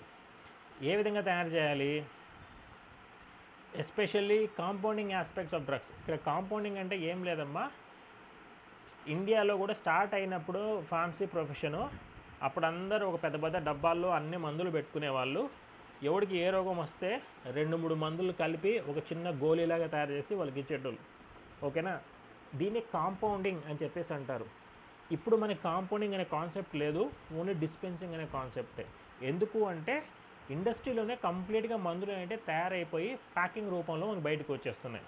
ఓకేనా. అది స్టార్టింగ్లో అనేది ఉన్నది. తర్వాత today it includes a blend of theory and practical classes and examinations beside including industrial and hospital training of various periods of varying periods depending on the programme selected. అంటే ప్రోగ్రామ్ సెలెక్టెడ్ అంటే ఏం లేదమ్మా, ఇక్కడ programme అంటే ఏంటి అంటే డిప్లొమానా, బ్యాచిలరా, బీఫార్మసీనా, ఎంఫార్మసీనా, తర్వాత form డీనా, ఇటువంటి కోర్సెస్ ఏవైతే ఉన్నాయో ఇటువంటి కోర్సెస్లో ఏ కోర్స్ చదువుతున్నాడో దాన్ని బేస్ చేసుకొని వాడికి theory as well as practical as well as examination as well as hospital come industrial training అనేటివి కూడా ఎక్కువ కోర్సులో ఇంకల్కేట్ చేయడం వల్ల స్టూడెంట్ ఆ ప్రొఫెషనల్ ఎవరైతే ఉన్నాడో వాడికి ఫార్మసీ పైన కంప్లీట్ ఒక ఐడియా రానికి ఈ విధంగా ఇంట్రడ్యూస్ అనేది చేశారు. తర్వాత ఫార్మసీ డిగ్రీస్ ఏవైతే ఉన్నాయో ప్రజెంట్ ఉండే వాటిల్లో ఇండియాలో డిప్లొమా మీరు చదివేటువంటిది, మీ తర్వాత అంటే ఈ డిగ్రీ తర్వాత ఉండేది బ్యాచిలర్, ఈ 2 years కోర్సు డిప్లొమా, బ్యాచిలర్ వచ్చి 4 years కోర్సు, మాస్టర్ కూడా 2 years కోర్సు. తర్వాత master of science in pharmacy, master of science in pharmacy అన్న మాస్టర్ ఆఫ్ ఫార్మసీ అన్న ఒకటే, కాకపోతే ఇక్కడ తేడా ఏంటి అంటే మాస్టర్ ఆఫ్ ఫార్మసీ అంటే ఎంఫార్మ్ అని చెప్పేసి అంటాము, మ్యాక్సిమం ఎక్కువ ఇండియాలో ఉండేటువంటి కాలేజ్లో ఉండేటివి. తర్వాత master of science in pharmacy అంటే ఎంఎస్ ఇన్ ఫార్మసీ అని చెప్పేసి అంటారు. ఇది నైపర్ అటువంటి కాలేజ్లోనే ఉంటుంది, మామూలుగా లోకల్గా ఉండేటువంటి కాలేజ్లో ఎక్కువ ఎంఎస్ ఫార్మసీ అనేది ఉండదు. తర్వాత master of technology in pharmacy, ఈ ఫార్మసీలో కూడా ఎంటెక్ ఫార్మసీ అని చెప్పేసి అంటారు, master of technology in pharmacy అంటారు. ఇది కొన్ని వాటిలలోనే ఉంటుందమ్మా. I too not having that much of idea regarding this one. అంటే జస్ట్ లైక్ అంతే ఫార్మసీ ఎంఫార్మ్ లెక్కనే ఇది కూడా. తర్వాత doctor of pharmacy 6 years course after B Pharm, 3 year program as post baccalaureate introduced in 2008. ఇదేంటి అంటే direct intermediate అయిపోతేనే direct doctor of pharmacy pharm D అని చెప్పేసి అంటున్నారు కదా, ఆ ఫార్మ్ డి కోర్స్ కానీ జాయిన్ అయితే ఇంటర్మీడియట్ అయిపోతేనే 6 years ఉంటుంది కోర్సు. అట్లాగానే కాదు బీఫార్మసీ చదివిన తర్వాత జాయిన్ అవుతాము అని చెప్పేసి అంటే దాన్ని పోస్ట్ బ్యాచులరేట్ అని చెప్పేసి అంటాము. ఇది పోస్ట్ బ్యాచులరేట్ వచ్చేసి 2008లో అనేది స్టార్ట్ అయింది. ఓకేనా. తర్వాత doctor of philosophy in pharmacy 3 to 5 years of course. Doctor of philosophy అంటే ఏం లేదు పిహెచ్డి. ఈ పిహెచ్డి 3 ఏళ్ల నుంచి 5 ఏళ్ల వరకు టైం పడుతుంది. 3 ఏళ్ళు అనగానంటే రెగ్యులర్గా ఫుల్ టైం అక్కడ నువ్వు చేస్తే రెగ్యులర్ అంటాము. 5 years అయితే డిస్టెన్స్లో చేస్తే దాన్ని 5 years పడుతుంది. తర్వాత Indian government has setup 7 national institute of pharmaceutical education and research. 7 national institutes అంటే ఏం లేదు, నైపర్ అని చెప్పేసి అంటాం కదా, అవి టోటల్గా 7 అనేటివి ఇంట్రడ్యూస్ చేశారు. 7 branches అనేటివి ఉన్నాయి ఆల్ ఓవర్ ఇండియా. ఓకేనా. ఇది especially only for pharmacy related education కోసమే నైపర్ అనేది. ఓకేనా. తర్వాత 1980sలో 11 universities and 26 colleges offering pharmacy education at bachelors and masters level. 1980లలోనే 26 కాలేజీలు అనేటివి ఆఫర్ చేశాయి. 11 యూనివర్సిటీలు, 26 కాలేజీలు, whole India wide pharmacy related కోర్సులు చేయాలంటే. అందుకనే అప్పుడు ఫార్మసీకి కోర్స్ చేయడానికి చాలా డబ్బులు అనేది పెట్టాల్సి వచ్చిండేది, ఇప్పుడేమంత లేదు. తర్వాత 2010లో there were less than 900 pharmacy college in country. 2010లో 2010లో 900 ఫార్మసీ కాలేజెస్ అనేటివి ఉన్నాయి ఇండియా వైడ్. 2015కి వచ్చేసరికి 900 పోయి 2000 కాలేజీలు అయినాయి. ఇష్టం వచ్చినట్టు కాలేజెస్ అని ఎస్టాబ్లిష్ చేసేస్తారు. తర్వాత 2021లో an intake of around 4 lakh students is there. అంటే 4 లక్షల మంది స్టూడెంట్స్ని ఒక్కసారిగా కాలేజీలో జాయిన్ చేసుకునేటువంటి కెపాసిటీ అనేది ఈ 2021లోకి వచ్చేసింది. అంటే ఎన్ని కాలేజెస్ మన ఇండియాలో ఎస్టాబ్లిష్ అయిపోయాయో అర్థం చేసుకోండి. తర్వాత next admission eligibility. Admission eligibility కానీ అయితే బీఫార్మసీకి కానీ అయితే డైరెక్ట్గా మనం మామూలుగా ఎంసెట్ అని రాస్తాం కదా, సేమ్ దానివల్ల స్టేట్లో ఉండేటువంటి కామన్ ఎంట్రన్స్ టెస్ట్ అనేది రాస్తారు. తర్వాత ఎంఫార్మ్ జాయిన్ కావాలంటే ఇండియా లెవెల్లో పెద్ద ఈ ఇండియా లెవెల్లో కాలేజ్లో కానీ పెద్ద కాలేజ్లో జాయిన్ అవ్వాలని కంటే జీప్యాట్ అనేది రాయాలి. జీప్యాట్ అంటే గ్రాడ్యుయేట్ ఫార్మసీ యాప్టిట్యూడ్ టెస్ట్. తర్వాత కరికులం. కరికులం అంటే ఏం లేదమ్మా, సిలబస్. తర్వాత కోర్స్ అంతా ఎట్లా డిజైన్ చేశారు అని చెప్పడానే కరికులం అని చెప్పేసి అంటారు. Curriculum for pharmacy education is undertaken by central government to the pharmacy act. Pharmacy act 1940 అని చెప్పాను చూసారా, sorry drugs and cosmetic act కదా అది. రైట్, మనం చూద్దాం. ఫార్మసీ యాక్ట్ అనేది ఒకటి పెట్టారు కదా మన గవర్నమెంట్. రైట్, ఫార్మసీ యాక్ట్ అనేది పెట్టారు కదా గవర్నమెంట్. ఈ ఫార్మసీ యాక్ట్ బేస్ చేసుకొని మన కరికులం అనేది డిజైన్ చేశారు. తర్వాత ఇండియాలో ఎస్పెషల్లీ ఇప్పుడు నడిచేటువంటిది 3 రెగ్యులేషన్స్ అమ్మ.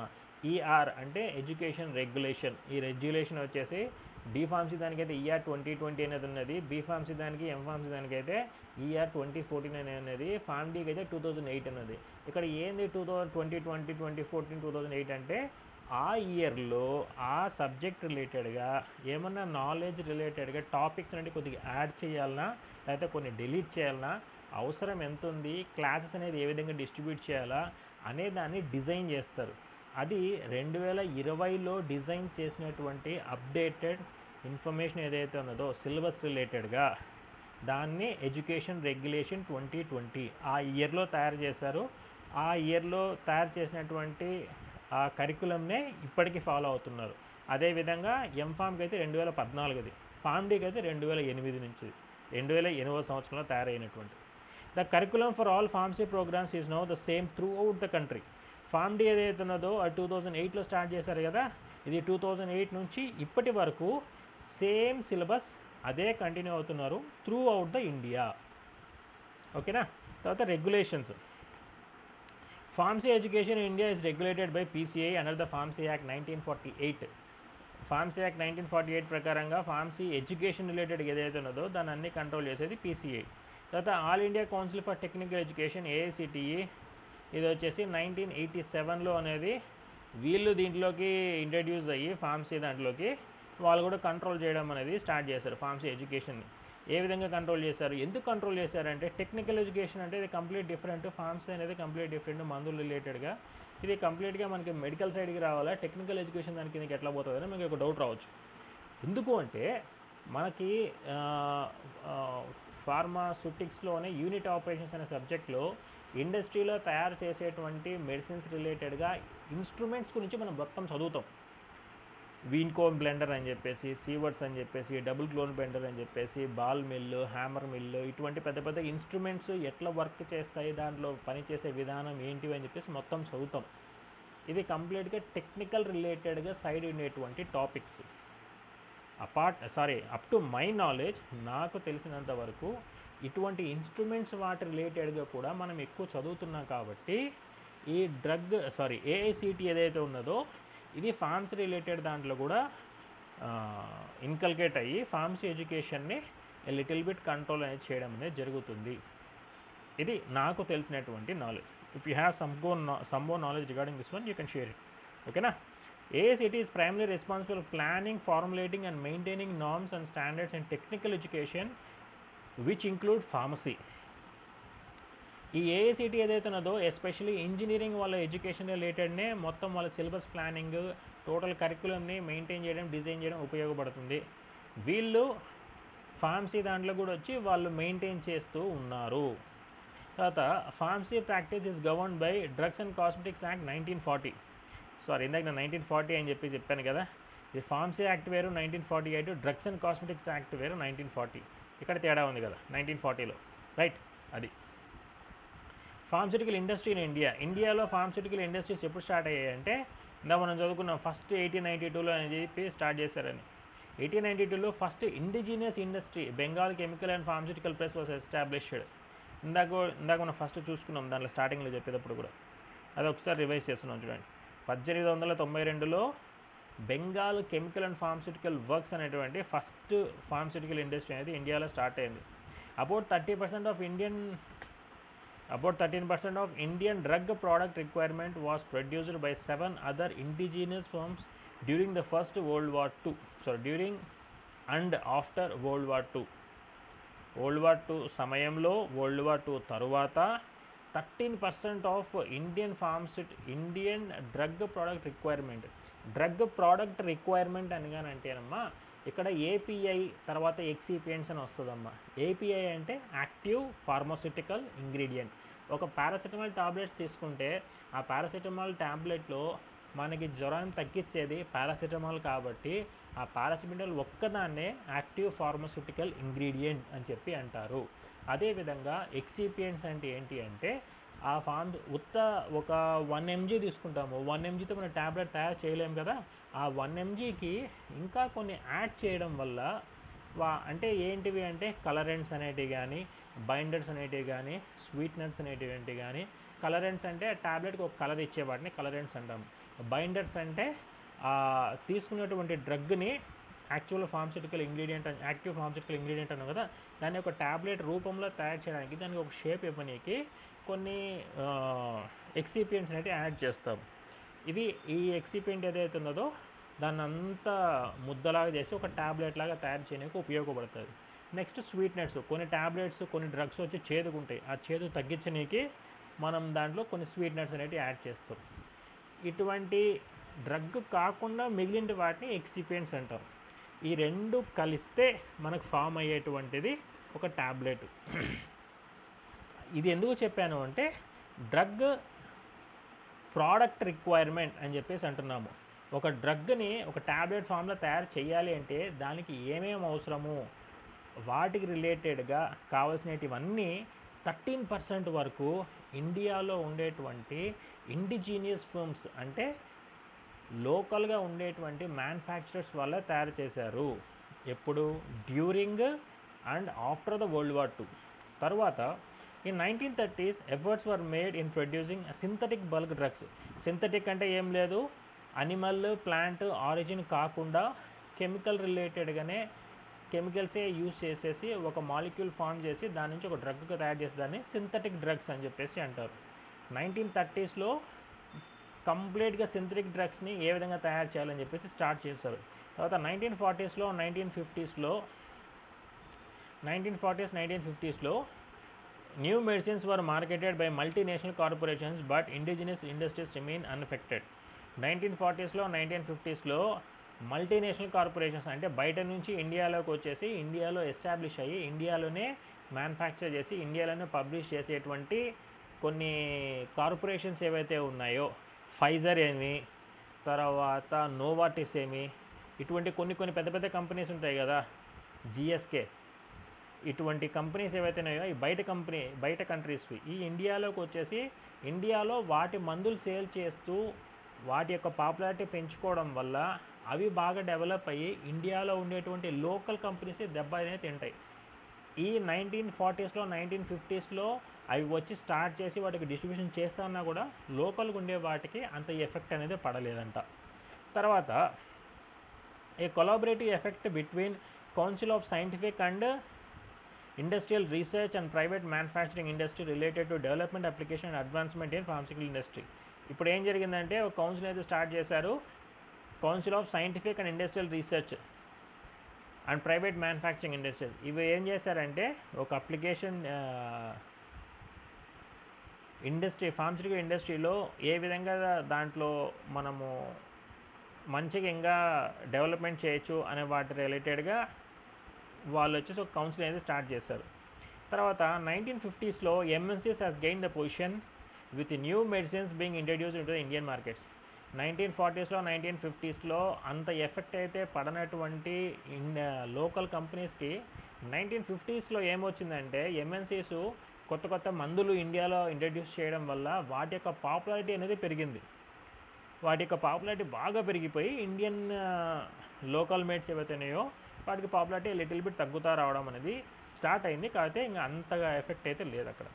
తర్వాత a strong product patent system under the British patents and designs act 1911 related to increasing influence of MNCs in Indian pharmaceutical industry. ఇండియాలో ఈ MNCs ఏవైతే వచ్చాయో ఈ MNCs వస్తూ బ్రిటిషర్స్ ఎక్కువ ఉన్నారు కదా, వాళ్ళ ఇన్ఫ్లుయెన్స్ అనేది ఉంది కదా, వాళ్ళు 1947లో వెళ్ళిపోయినా వాళ్ళ యొక్క ప్రభావం అనేది ఎక్కువ ఉండడం వల్ల పేటెంట్స్ అనేవి స్టార్ట్ చేశారు. పేటెంట్స్ అంటే ఏం లేదు, మీరు ఒక మందుగానే తయారు చేస్తే నేను ఎవరు డిజైన్ చేయనటువంటి మందుని నేనే ఫస్ట్ తయారు చేశాను కాబట్టి దీని మీద సర్వ హక్కులు నాకే ఉండాలి అని గవర్నమెంట్ దగ్గర నుంచి ఒక అథారిటీ, ఒక సర్టిఫికేట్ లాంటివి తెచ్చుకుంటారు. దాన్నే మనం పేటెంట్ అని చెప్పి అంటాం. ఇటువంటి పేటెంట్స్ అనేటివి బ్రిటిష్ టైంలో ఎక్కువ స్ట్రిక్ట్గా ఉండడం వల్ల ఎంఎన్సీస్ ఇలాంటివన్నీ గ్యాదర్ చేసేసుకొని వాళ్ళ యొక్క ఇన్ఫ్లుయెన్స్ ఇండియన్ మార్కెట్ పైన బాగా ఎక్కువ చేసేస్తారు. ఓకేనా. British patents and designs act 1911 దీన్ని బేస్ చేసుకుని ఎంఎన్సీస్ అనేటివి ఎక్కువ పేటెంట్స్ తీసేసుకుని ఇండియన్ యొక్క మార్కెట్ పైన దెబ్బ కొట్టడం అనేది స్టార్ట్ చేసింది. As a result by 1970s the share of indigenous companies was reduced from 62% to 32%. ఇక్కడ చూడండి అమ్మా, 1950లో ఇవన్నీ ఎంఎన్సీస్ కంపెనీస్ అనేది స్టార్ట్ చేసాయి. కాకపోతే దాని యొక్క ఎఫెక్ట్ అనేది అప్పుడు కనపడలేదు. కాకపోతే ఎప్పుడు కనపడిందంటే 1970sలో కనపడింది. ఏమైంది అప్పుడు, ఇండిజీనియస్ కంపెనీ అంటే లోకల్ కంపెనీస్ యొక్క మార్కెట్ 62% నుంచి ఎప్పుడు 1950లో 1972కి వచ్చేసరికి 32%కి పడిపోయిందమ్మా. ఈ విధంగా ఎంఎన్సీ కంపెనీస్ వచ్చేసి లోకల్ కంపెనీస్ దెబ్బతీయడం అనేది స్టార్ట్ చేశారు. తర్వాత 1950sలో గవర్నమెంట్ అనేది Indian drugs and pharmaceuticals limited IDPL, హైదరాబాద్లో బాలనగర్లో ఉంటుంది ఐడిపిఎల్ అనేది. అది చూడండి, అది ఒక ఎగ్జాంపుల్ అనమాట. 1950లో ఏం చేశారంటే ఐడిపిఎల్ అనేది ఎస్టాబ్లిష్ చేసి అండ్ హిందుస్థాన్ యాంటీబయాటిక్స్ అనేది స్టార్ట్ చేశారు. ఇవి రెండు లోకల్ అంటే ఇండియన్ కంపెనీస్ అనమాట, government companies with both indigenous and foreign technology collaboration. ఇక్కడ ఏం జరుగుతుందంటే Indian knowledge as well as foreign related నాలెడ్జ్ని రెండు కొలాబరేట్ చేసుకొని తయారు చేసినటువంటి రెండు ఆర్గనైజేషన్స్ ఏంటి అంటే ఐడిపిఎల్, హిందుస్థాన్ యాంటీబయాటిక్స్. ఎప్పుడు స్టార్ట్ చేశారంటే 1950లో. తర్వాత in 1970 the patent act was introduced to restrict the foreign patents holders domination in industry. 1970లో ఏం జరిగింది, 32% లోకల్ కంపెనీస్ అని పడిపోయాయి కదా. అప్పుడు మన వాళ్ళకి తెలివి వచ్చి ఏం చేసిందంటే 1972లో పేటెంట్ యాక్ట్ ఏదైతే ఉన్నదో దాన్ని రెస్ట్రిక్ట్ చేయడం స్టార్ట్ చేస్తారు. రెస్ట్రిక్ట్ చేయడం స్టార్ట్ చేయడం వల్ల ఏం జరిగిందంటే ఫారెన్ కంపెనీస్ వాళ్ళ యొక్క పేటెంట్స్ మావి అని చెప్పి ఎక్కువ శాతం ఇండియన్ మార్కెట్ని క్యాప్చర్ చేసే వాళ్ళకి ఒక అడ్డుకట్ట వేసినట్టుగా తయారు చేశారు ఇండియన్ గవర్నమెంట్ ఏదైతే ఉన్నదో. తర్వాత 1973లో the foreign exchange regulation was introduced. ఈ ఫారిన్ ఎక్స్చేంజ్ రెగ్యులేషన్ ఇంట్రడ్యూస్ చేయడం వల్ల ఏమవుతుందంటే వాళ్ళు ఇష్టం వచ్చినట్లు మాకు పేటెంట్స్ ఉన్నాయి, మాకు సర్వాధికారాలు ఉన్నాయి, అది ఇదని మొత్తం చెప్పి ఇండియన్ మార్కెట్ని దోచుకునే వాళ్ళు ఏవైతే ఉంటారో ఫారిన్ కంపెనీస్కి వాళ్ళందరికీ ఒక అడ్డుకట్ట వేసే విధంగా ఫారిన్ ఎక్స్చేంజ్ రెగ్యులేషన్ అని చెప్పేసి 1973లో ఇంట్రడ్యూస్ చేశారు. ఇది చేయడం వల్ల చాలా వరకు వాళ్ళ మార్కెట్ని అడ్డుకునేదానికి మనకు ఒక దారి అనేది దొరుకుతుంది. తర్వాత 1978లో ఏం జరిగిందంటే national drug policy was introduced which provided essential momentum to growth of Indian generic industry. Generic industry అంటే ఏం లేదమ్మా, ఇప్పుడు మామూలుగా పేటెంట్ అనేది తీసుకున్నారు చూసారా, ఆ పేటెంట్ తీసేసుకున్న తర్వాత వాళ్ళకి 20 ఏళ్ళ వరకు కంప్లీట్ అధికారం అనేది ఉంటుంది ఎవరైతే కనిపెట్టారో వాళ్ళకి. ఆ 20 ఏళ్ళ తరువాత ఏమవుతుందంటే ఆ డ్రగ్ని ఏం చేస్తారంటే 20 ఏళ్ళ తర్వాత ఏమవుతుందంటే అతనికి పేటెంట్ రైట్స్ అని తీసేస్తారు. అప్పుడు ఆ డ్రగ్ని ఏ కంపెనీ అయినా మ్యానుఫ్యాక్చర్ చేసుకోవచ్చు. ఓకేనా, ఏ కంపెనీ అయినా మ్యానుఫ్యాక్చర్ చేసుకోవచ్చు, ఎవరైనా ఏ విధంగా ఫార్ములాని యూజ్ చేసుకోవచ్చు. ఇక్కడ ఏం జరిగింది అంటే 1978లో నేషనల్ డ్రగ్ పాలసీ ఇంట్రడ్యూస్ చేయడం వల్ల ఇటువంటి మొత్తం మాలిక్యూల్స్ రిలేటెడ్ ఇన్ఫర్మేషన్ ఏదైతే ఉన్నాయో ఇవన్నీ ఇండియాలో ఉండేటువంటి లోకల్ గవర్నమెంట్స్ అవన్నీ లోకల్ ఇండస్ట్రీస్ ఏవైతే అన్నీ తీసుకొని వాళ్ళు ఇంకా ఎక్కువగా మ్యానుఫ్యాక్చర్ అనేది స్టార్ట్ చేయడం జరిగింది. జెనరిక్ డ్రగ్స్ అంటే బ్రాండ్స్ ఏం లేకుండా సేమ్ అదే మాలిక్యూల్ తీసుకొని లోకల్గా వీళ్ళు తయారు చేసి డిస్ట్రిబ్యూట్ చేయడం జరిగింది. అప్పుడు జెనరిక్ ఇండస్ట్రీ ఏదైతే ఉన్నదో దాని యొక్క ప్రభావం అనేది స్టార్ట్ చేస్తారు, ఇంకా విపరీతంగా పెరగడం అనేది స్టార్ట్ చేస్తారు. In late 1980s and early 1990s India generic industry steadily increase the exports and became an important player globally. 1980లో 1990లో ఏం జరిగిందంటే ఇండియాలో ఈ జెనరిక్ డ్రగ్స్ని ప్రొడ్యూస్ చేయడం అనేది ఎక్కువ చేయడం జరిగింది. అట్ ది సేమ్ టైం వీళ్ళు ఎక్స్పోర్ట్ కూడా ఎక్కువ చేసి గ్లోబల్లీ మన వాల్యూ అనేది బాగా మంచిగా అనేది పెంచారు. తర్వాత 1998లో ఏం జరిగిందంటే domestic companies held 68% of the market share, which grew to 77% in 2003 and 85% in 2020. International markets అనేవి మన దాంట్లో ప్లే చేస్తూ ఎక్కువ వాళ్ళే లాభాలు అర్చిస్తున్నారు కదా. అప్పుడు ఏం జరిగిందంటే మనం ఏం చేస్తాము, ఇండియన్ ఫారెన్ ఎక్స్చేంజ్ రెగ్యులేషన్ అనేది 1973లో ఇంట్రడ్యూస్ చేసాము. At the same time national drug policy అనేది 1978లో ఇంట్రడ్యూస్ చేసాము. ఈ రెండు ఇంట్రడ్యూస్ చేయడం వల్ల ఏమైందంటే at the same time patent act అనేది దానికి రిలేటెడ్గా ఫారిన్ పేటెంట్స్ హోల్డర్స్ని వాళ్ళ యొక్క డామినేషన్ తగ్గించడానికి 1970లో పేటెంట్ యాక్ట్ అనేది ఇంట్రడ్యూస్ చేసాం. ఈ 3 years ఏదైతే ఉన్నదో 70, 73, 78 ఈ 3 ఏవైతే ఉన్నాయో ఇండియాలో ఉండేటువంటి డొమెస్టిక్ కంపెనీస్కి మంచి ప్లస్ పాయింట్ అయ్యి ఏమైందంటే 1998లో లోకల్ కంపెనీస్ వచ్చే 68% మార్కెట్ షేర్ ఉంటే అది 77%కి పెరిగింది. ఎప్పుడు 2003లో. ఇదే 2020లోకి వచ్చేసరికి 85% అనేది పెరిగింది. ఇక్కడ ఏమైంది, లోకల్ కంపెనీస్ యొక్క డామినేషన్ అనేది పెరిగిపోయి ఇంటర్నేషనల్ డామినేషన్ అనేది తగ్గిపోవడం అనేది చేస్తారు. అంటే ఇండియన్ వాల్యూ అనేది పెంచుతూ వస్తున్నారు. ఓకేనా. The Indian pharma industry has grown from 237 crores 1980లోనే 237 కోట్లు అనేది ఉన్నది.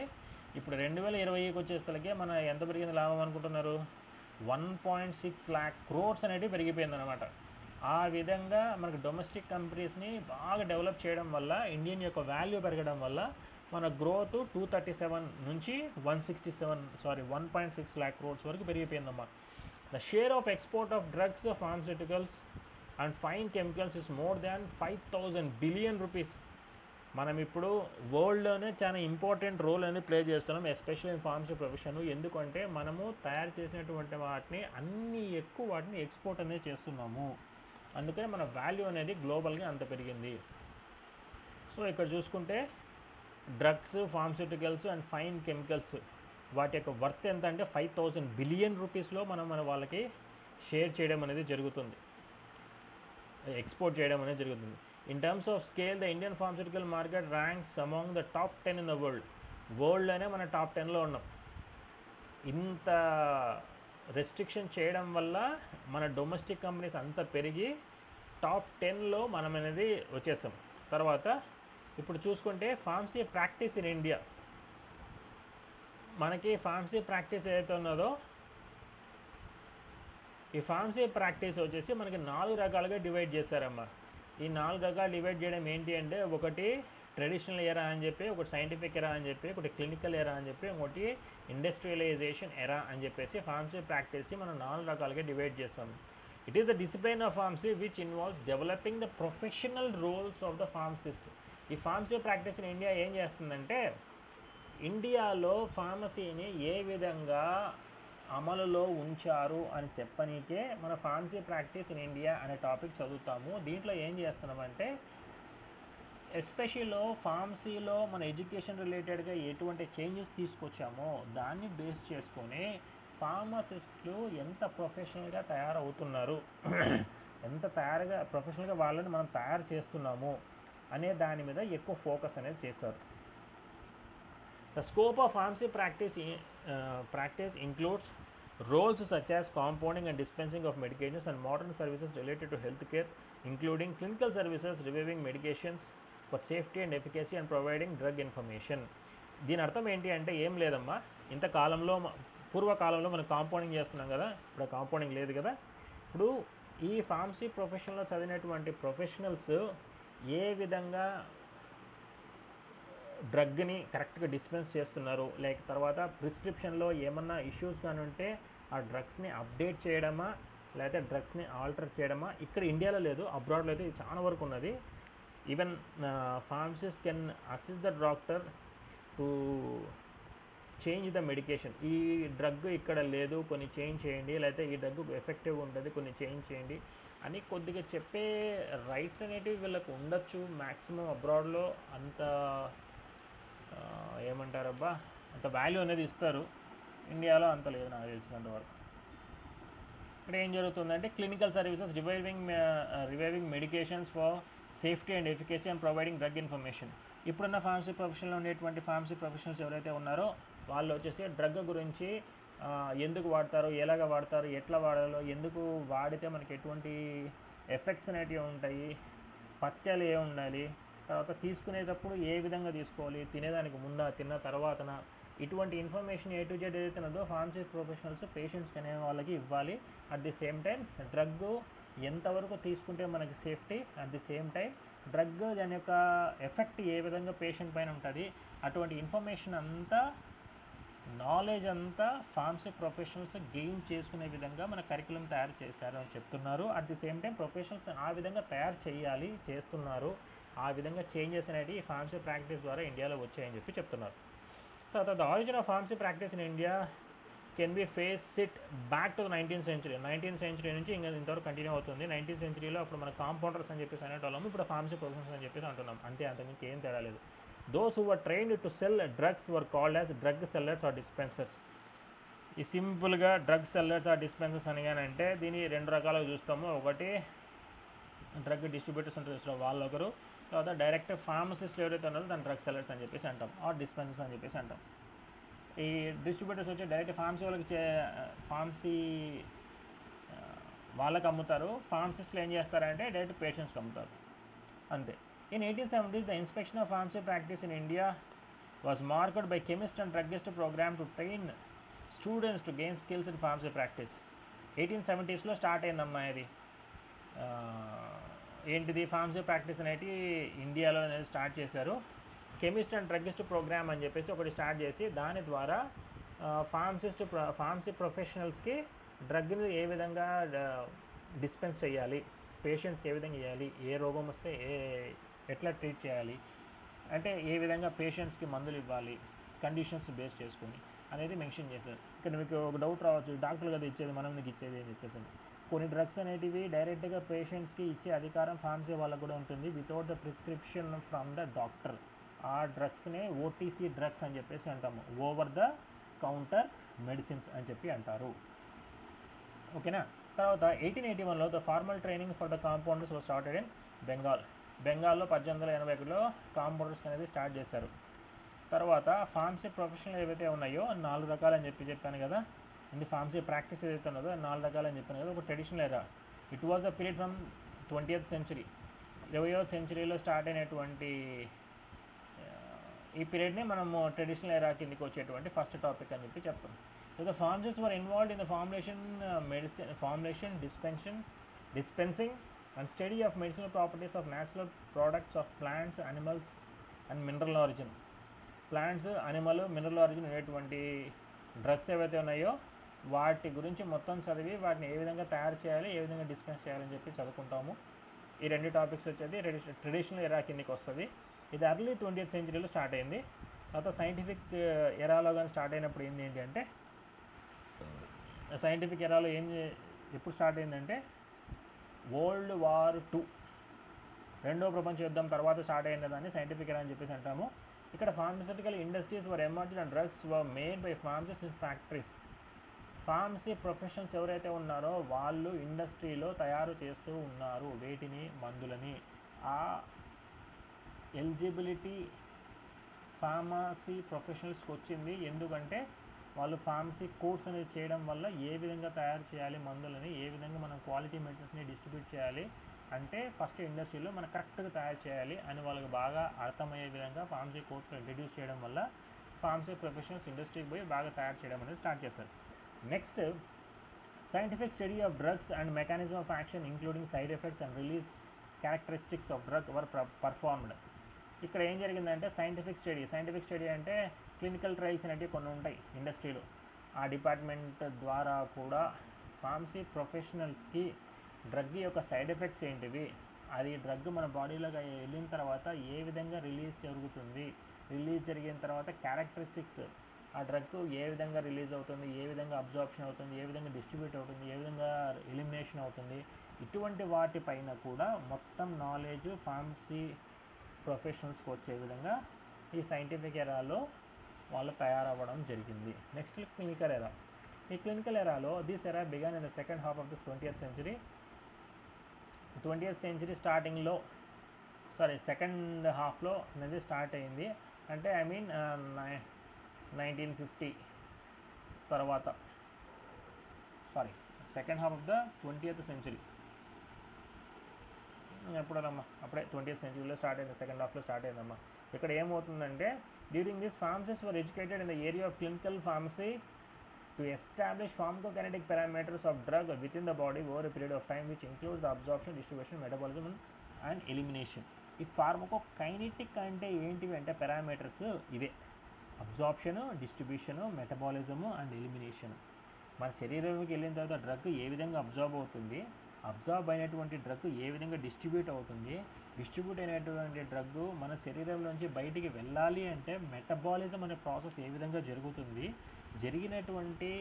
మెటబాలిజం జరిగినటువంటి ఈ డ్రగ్ మన శరీరంలోంచి ఏ విధంగా బయటికి వెళ్ళిపోతుంది అనే మొత్తం పారామీటర్స్ని బాగా చదువుకున్నారు ఎప్పుడు ఫార్మసీ ప్రొఫెషనల్స్. ఇప్పుడు సెకండ్ హాఫ్ ద 20th centuryలో బేస్డ్ ఆన్ క్లినికల్ ఫార్మసీ అనే ఒక టాపిక్ రిలేటెడ్గా, ఒక సబ్జెక్ట్ అది. ఆ సబ్జెక్ట్లో బాగా ఫార్మసీ ప్రొఫెషనల్స్ దాని గురించి బాగా చదువుకోవడం అనేది జరిగింది. రైట్. నెక్స్ట్ ఇండస్ట్రియలైజేషన్ ఎరా.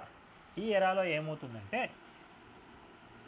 Development in India, the development of manufacturing pharmacy began in 20th century. It was followed by rapid mass production of medicines, standardization of biological products and increased use of parenteral medicines were also part of this period. Industrialisation era అనేది 20th centuryలో start అయిందమ్మా. ఇక్కడ ఏం జరిగిందంటే 20th centuryలో industries యొక్క number అనేది విపరీతంగా పెరిగిపోయి మ్యానుఫ్యాక్చరింగ్ అనేది బాగా చేయడం అనేది జరిగిందమ్మా. తర్వాత బయలాజికల్ ప్రోడక్ట్స్ అంటే ఏం లేదు, పేరెంటరల్ ప్రోడక్ట్స్ అనగానంటే డైరెక్ట్గా మనము రక్తంలోకి ఇచ్చేటువంటి డ్రగ్స్ని పేరెంటరల్ డ్రగ్స్ అని చెప్పేసి అంటారు. ఫర్ ఎగ్జాంపుల్ సలైన్ డైరెక్ట్ బ్లడ్లోకి ఇచ్చేస్తారు, లేదా ఇంజెక్షన్స్ డైరెక్ట్ బ్లడ్లోకి ఇచ్చేస్తారు. ఇటువంటి వాటిని పేరెంటరల్స్ అని చెప్పేసి అంటారు. డైరెక్ట్గా బ్లడ్లోకి ఇచ్చేటువంటి డ్రగ్స్ని, మెడికేషన్స్ని పేరెంటరల్ మెడికేషన్స్ అని చెప్పేసి అంటాము. వీటి యొక్క యూజ్ అనేది ఎక్కువ పెరుగుతూ ఉండడం వల్ల ఇండస్ట్రియలైజేషన్ అనేది ఎక్కువ పెరిగిపోయింది. ఎందుకు అంటే అటువంటి డ్రగ్స్ని మ్యానుఫ్యాక్చర్ చేస్తే దాని నుంచి లాభాలు ఎక్కువ వస్తాయి కాబట్టి ఇండస్ట్రీస్ అనేవి ఎక్కువ మోతాదులో పెరిగిపోయి వాటి యొక్క మ్యానుఫ్యాక్చరింగ్ చేసి ఎక్కువ లాభాలు అనేది ఆర్జించడం అనేది జరిగింది. దాన్నే మనం ఇండస్ట్రియలైజేషన్ ఎరా అని చెప్పేసి అంటాము. ఈ 20th centuryలో బాగా పాపులర్ అనేది జరిగింది. రైట్. తర్వాత వచ్చి the pharmacists were the key players in pharmaceutical industrial development in this era. వీటిలో ఎస్పెషల్లీ ఫార్మసీ రిలేటెడ్గా ఫార్మసీ ప్రొఫెషనల్స్ అనేవాళ్ళు బాగా కీ రోల్ అనేది ప్లే చేశారు. తర్వాత pharmaceutical care era. In industrial development తప్పు కొట్టానమ్మా బై మిస్టేక్, పట్టించుకోవద్దని. Pharmaceutical care era in the sense pharmaceutical care philosophy was emerged that expanded the pharmacist's role to include appropriate medication to use to achieve positive outcomes on prescribed drug therapy and involved in monitoring response to therapy, educating patients and dispensing prescriptions. ఇదంతా ఏం లేదమ్మా, ఒకే ఒక ముక్కలో చెప్పాలి అని కానీ అంటే ఈ ఫార్మసీ బాగా చదివిన వాళ్ళు ప్రిస్క్రిప్షన్ చూసి పేషెంట్స్ ఏ విధంగా మందులు తీసుకుంటున్న దాన్ని బేస్ చేసుకొని కరెక్ట్గా వాడుతున్నారా లేదా, ఆ డ్రగ్గులు వాడినప్పుడు ఎటువంటి సైడ్ ఎఫెక్ట్స్ వస్తున్నాయి, లేకపోతే వాటి యొక్క ఎఫెక్ట్ ఏ విధంగా ఉన్నది డిసీజ్ యొక్క ట్రీట్మెంట్ పైన అన్న నాలెడ్జ్ పేషెంట్స్కి ఇస్తూ పేషెంట్స్ గమనించుకుంటూ పాజిటివ్ అవుట్కమ్స్ని తీసుకొచ్చేటువంటి నాలెడ్జ్ అనేది ఫార్మసీ ప్రొఫెషన్స్లో డెవలప్ చేయడం అనేది దీని యొక్క ముఖ్య ఉద్దేశము. ఓకేనా. Today pharmacists play an important role in healthcare sector as they take responsibility for patients medicines related needs. ఇప్పుడున్న ప్రజెంట్ ట్రెండ్లో ఏంటి అంటే ఎస్పెషల్లీ హాస్పిటల్లో వచ్చేసి హాస్పిటల్ ఫార్మసిస్ట్ అని చెప్పి సపరేట్గా ఉంటారు. వీళ్ళ యొక్క మెయిన్ ఉద్దేశము ఏంటి అంటే డ్రగ్ రిలేటెడ్గా ఇన్ఫర్మేషన్ పేషెంట్స్ని కరెక్ట్గా అందించి వాళ్ళని ఇష్టం వచ్చినట్టు మెడిసిన్స్ తీసుకోకుండా కరెక్ట్గా మెడిసిన్స్ తీసుకొని సైడ్ ఎఫెక్ట్స్ తగ్గించి ట్రీట్మెంట్ మంచి జరిగే విధానంగా ఉపయోగపడనీకే ఫార్మసిస్టులు ఇప్పుడు ప్రజెంట్ వాళ్ళ యొక్క ఇంపార్టెంట్ రోల్ అని చెప్పేసి చెప్తున్నారు. ఇది ఫార్మస్యూటికల్ కేర్ ఎరా అనే టాపిక్ కిందకి వస్తుంది. ఓకేనా. నెక్స్ట్ వచ్చేసి ఫార్మస్యూటికల్ అసోసియేషన్స్ అమ్మ. ఇవి బాగా గుర్తుపెట్టుకోవాలమ్మో, ఇది ఒక ఇంపార్టెంట్ క్వశ్చన్ మీకు. ఎందుకు అంటే ఫార్మసీ రిలేటెడ్గా కొన్ని ఆర్గనైజేషన్స్ అనేవి ఉన్నాయి. ఇప్పుడు ఎస్పెషల్లీ ఒక డాక్టర్స్ అందరికీ ఒక ఆర్గనైజేషన్ ఉంటుంది, ఎంసీఐ అని చెప్పేసి అంటారు, మెడికల్ కౌన్సిల్ ఆఫ్ ఇండియా అంటారు. వాళ్ళు కొన్ని అసోసియేషన్స్ ఉండి వాళ్ళ ప్రొఫెషన్లో వాళ్ళకి ఏమన్నా ఇబ్బందులు వస్తే ఆ గ్రూప్స్ అనేటివి మొత్తం ఏకమయ్యి ఆ ప్రాబ్లమ్స్ అనేటివి సార్ట్ అవుట్ చేస్తూ ఉంటాయి. అదేవిధంగా మనకి ఫార్మసీ వాళ్ళకు కూడా ఫార్మసీ రిలేటెడ్గా అసోసియేషన్స్ అనేటివి ఉన్నాయి. దాన్ని ఏమంటామంటే ఇండియన్ ఫార్మస్యూటికల్ అసోసియేషన్ ముంబై అనేది 1939లో స్టార్ట్ చేశారు. ఇదే oldest pharmaceutical professionals in India with more than 13,000 members actively involved. 13,000 మంది నియర్లుగా ఈ ఆర్గనైజేషన్లో మెంబర్ అయినారంట. ఇదే one of the first organisation related to pharmacy రిలేటెడ్గా ఆర్గనైజేషన్ అనమాట, ఎస్పెషల్లీ ఫర్ ఫార్మసీ ప్రొఫెషనల్స్. ఇది 1939లో స్టార్ట్ చేస్తారు. తర్వాత all India organisation for chemist and druggist అమ్మ. కెమిస్ట్ అండ్ డ్రగ్గిస్ట్ అంటే ఎస్పెషలీగా ఫార్మసీ స్టోర్ పెట్టుకున్న వాళ్ళని ఎవరైతే ఉంటారో వాళ్ళు ఒక కెమిస్ట్ అండ్ డ్రగ్గిస్ట్ ఒక ఆర్గనైజేషన్లో ఉంది, దాంట్లో వాళ్ళకి మెంబర్ అవ్వాలి. It has retail and wholesale pharmacies as its members and has its offices at taluka, district and state level with the name of Chemist and Druggist Association. చూసారా, chemist and druggist association అనేది ఒకటి ఉన్నది. ఈ association ద్వారా ఏంటి అంటే ఏం లేదు, ఎన్ని ఫార్మసీ స్టోర్స్ ఎక్కడెక్కడ ఉన్నాయి ఏంటి కథ అని మొత్తం ఇన్ఫర్మేషన్ అనేది వాళ్ళకి ప్రొవైడ్ చేయాలా. ఈ ఫార్మసీ స్టోర్ రిలేటెడ్ ఏమైనా ఇష్యూస్ కానీ వస్తే వాళ్ళు వచ్చి హెల్ప్ చేసి సార్ట్అవుట్ చేయడానికి ఉపయోగపడుతుంది. ఓకేనా. నెక్స్ట్ వచ్చేసి Indian drug manufacturers association Mumbai 1961. దీంట్లో it has over 1,000 Indian large medium and small scale industries and state board BOARDS mistake ఒకటి దీంట్లో కూడా. And state boards was established to provide safe, efficacy, affordable quality medicines. ఇది manufacturers కదా, so industries వాళ్ళు ఎవరైతే ఉంటారో, ఇప్పుడు మీకు ఒక ఇండస్ట్రీ ఉందనుకోండి, మీరు దీంట్లో మెంబర్ కావచ్చు. ఆ ఇండస్ట్రీ ఎక్కడ ఉంది, ఇండియాలో ఉంది. So Indian drug manufacturers association అనేది ఒక అసోసియేషన్ ఉంది. దాంట్లో మెంబర్గానే అయితే ఒక ఇండస్ట్రీ వాళ్ళు ఆ ఇండస్ట్రీ రిలేటెడ్గా ఏమైనా ఇష్యూస్ కానీ వస్తే వాళ్ళని సార్ట్అవుట్ చేయడానికి ఉపయోగపడుతుంది. తర్వాత వీళ్ళ యొక్క రూల్స్ రెగ్యులేషన్స్ బేస్ చేసుకొని సేఫ్ మెడిసిన్స్, తక్కువ క్వాలిటీలో అఫోర్డబుల్గా ఉండే విధంగా మెడిసిన్స్ ఏ విధంగా తయారు చేయాలి, ఎట్లా అని వాళ్ళకి సలహా ఇవ్వడం కానీ హెల్ప్ చేయడం కానీ జరుగుతుంది. డ్రగ్ మ్యానుఫ్యాక్చరింగ్ అసోసియేషన్స్ ఏవైతే ఉన్నాయో వాటి ద్వారా. ఇది ఎప్పుడు స్టార్ట్ చేశారంటే 1961. ఇండియన్ ఫార్మస్యూటికల్ అసోసియేషన్ వచ్చేసి ఇది కూడా ముంబైలోనే, కాకపోతే 1939. తర్వాత all India cosmetic manufacturers association 1964. It has the only cosmetic association that promotes and protects the small scale cosmetic industry in India. ఇది ఏం లేదమ్మా, ఎస్పెషలీ బ్యూటీని పెంచేటువంటి ప్రోడక్ట్స్ ఏవైతే ఉంటాయో ఆ ప్రోడక్ట్స్కి సంబంధించిన మ్యానుఫ్యాక్చరింగ్ కంపెనీస్ వాళ్ళు మట్టుకే దీంట్లో ఒక మెంబర్గా ఉంటారు. అంటే ఏం లేదు, ఒకటి లాక్టోకాలమైన్ అని ఉంటుంది, తర్వాత బ్యూటీ రిలేటెడ్గా ఫేషియల్ ప్యాక్స్ కానీ, తర్వాత ఫేర్నెస్ క్రీమ్స్ కానీ, తర్వాత సోప్స్ కానీ, సెంట్లు, పర్ఫ్యూమ్స్ కానీ, డియోడ్రెంట్స్ కానీ, ఇటువంటివన్నీ బ్యూటీ రిలేటెడ్ ప్రోడక్ట్సే కదా. ఇటువంటి ప్రోడక్ట్స్ రిలేటెడ్గానే మ్యానుఫ్యాక్చరింగ్ యూనిట్ కానీ ఇండస్ట్రీ కానీ పెట్టుకుంటే వాళ్ళు దీంట్లోకి ఎలిజిబుల్ అన్నమాట. దేంట్లోకి, ఆల్ ఇండియా కాస్మెటిక్ మ్యానుఫ్యాక్చరింగ్ అసోసియేషన్లో మెంబర్ అవ్వడానికి ఎలిజిబుల్. ఇది ఎప్పుడు స్టార్ట్ అయిందంటే 1964లో స్టార్ట్ అయిందమ్మా. తర్వాత association of pharmacy teachers of India Bengaluru 1966. ఇది 1966లో స్టార్ట్ అయింది. దీంట్లో ఫార్మసీ ప్రొఫెషన్లో ఉండేటువంటి టీచర్స్కి మట్టుకే ఉండడానికి ఎలిజిబిలిటీ ఉంటుంది. It has an association founded for creating better inter communication and promotion of excellence in pharmacy education. Pharmacy ఎడ్యుకేషన్లో ఎటువంటి చేంజెస్ తీసుకొని వస్తే టీచర్స్కి మంచి ఇంకా ఎక్కువ ఇన్ఫర్మేషన్ అది ప్రొవైడ్ చేసి, కమ్యూనికేషన్ ప్రొవైడ్ చేసి, టీచర్స్ స్టూడెంట్స్ని మంచిగా ఫార్మసీ ప్రొఫెషనల్గా తయారు చేయడానికి వీళ్ళకి ఇంకా ఎటువంటి ఇన్ఫర్మేషన్ ఇస్తే వీళ్ళు డెవలప్ అయ్యి పిల్లల్ని డెవలప్ చేస్తారు అనే వాటి మీద, at the same time if టీచర్స్కి ఏమైనా ఇష్యూస్ కానీ ఉంటే ఆ ప్రాబ్లమ్స్ని సార్ట్అవుట్ చేయడానికి ఈ అసోసియేషన్ అనేది ఉన్నది. దీనికి హెడ్ క్వార్టర్స్ వచ్చేసి బెంగళూరులో ఉన్నది. 1966లో స్టార్ట్ అనేది జరిగింది. తర్వాత Indian hospital pharmacist association Pilani కాదు, బిట్స్ పిలానీ అంటారు కదా, పిలానీ PILANI అనుకుంటా. 1963లో స్టార్ట్ చేశారమ్మా. దీంట్లో ఓన్లీ హాస్పిటల్ ఫార్మసిస్ట్లకే ఎలిజిబిలిటీ ఉంటుంది.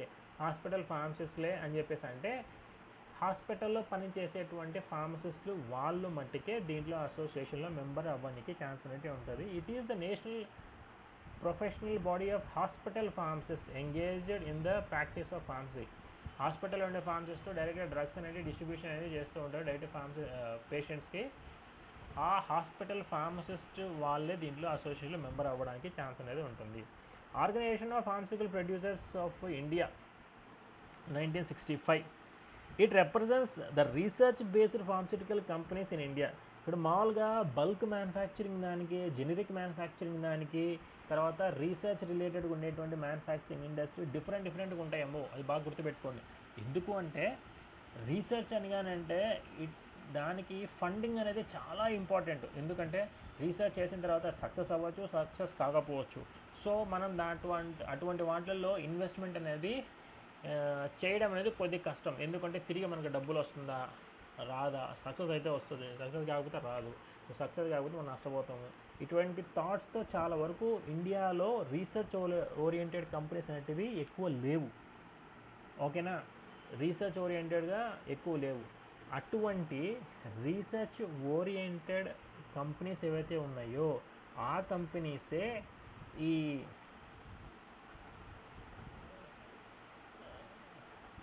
ఈ organisation of pharmaceutical producers of India అనే ఆర్గనైజేషన్లో మెంబర్ అవ్వగలరు. ఎందుకు అంటే రీసెర్చ్ రిలేటెడ్గా ఫార్మసిటికల్ కంపెనీస్ ఏవైతే ఉంటాయో అవి ఈ ఆర్గనైజేషన్లో మెంబర్ అవ్వనికే ఎలిజిబిలిటీ అనేది ఉంటుంది. తర్వాత ఇక్కడ చూడండి, bulk drug manufacturing association Hyderabad.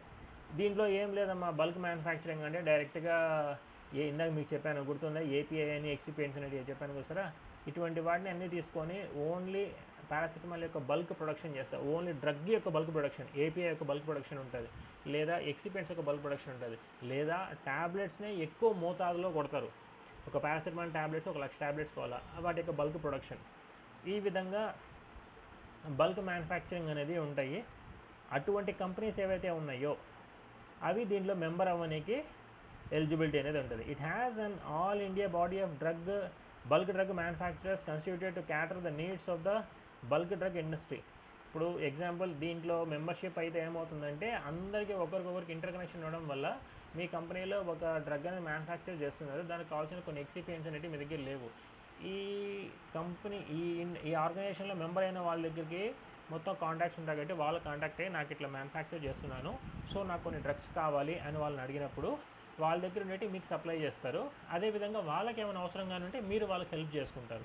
ఈ విధంగా ఒకరి మధ్యన కోఆర్డినేషన్ ఉండి వాళ్ళు మంచిగా డెవలప్ అయ్యి అట్ ది సేమ్ టైం వాళ్ళ ఆర్గనైజేషన్స్ని డెవలప్ చేసుకునేకి ఒకరికొకరికి హెల్పింగ్ ఉంటూ ఏమైనా ప్రాబ్లమ్స్ కానీ ఉంటే సార్ట్అవుట్ చేసుకోవడానికి ఉపయోగపడుతుంది ఈ bulk drug manufacturing association Hyderabad. ఇదే విధంగా మిగిలినవి కూడానమ్మా.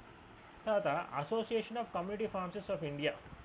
It is an association of all persons engaged in interested in or connected with pharmacy community.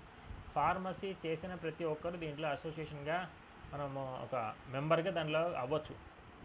Association of community pharmacist of India.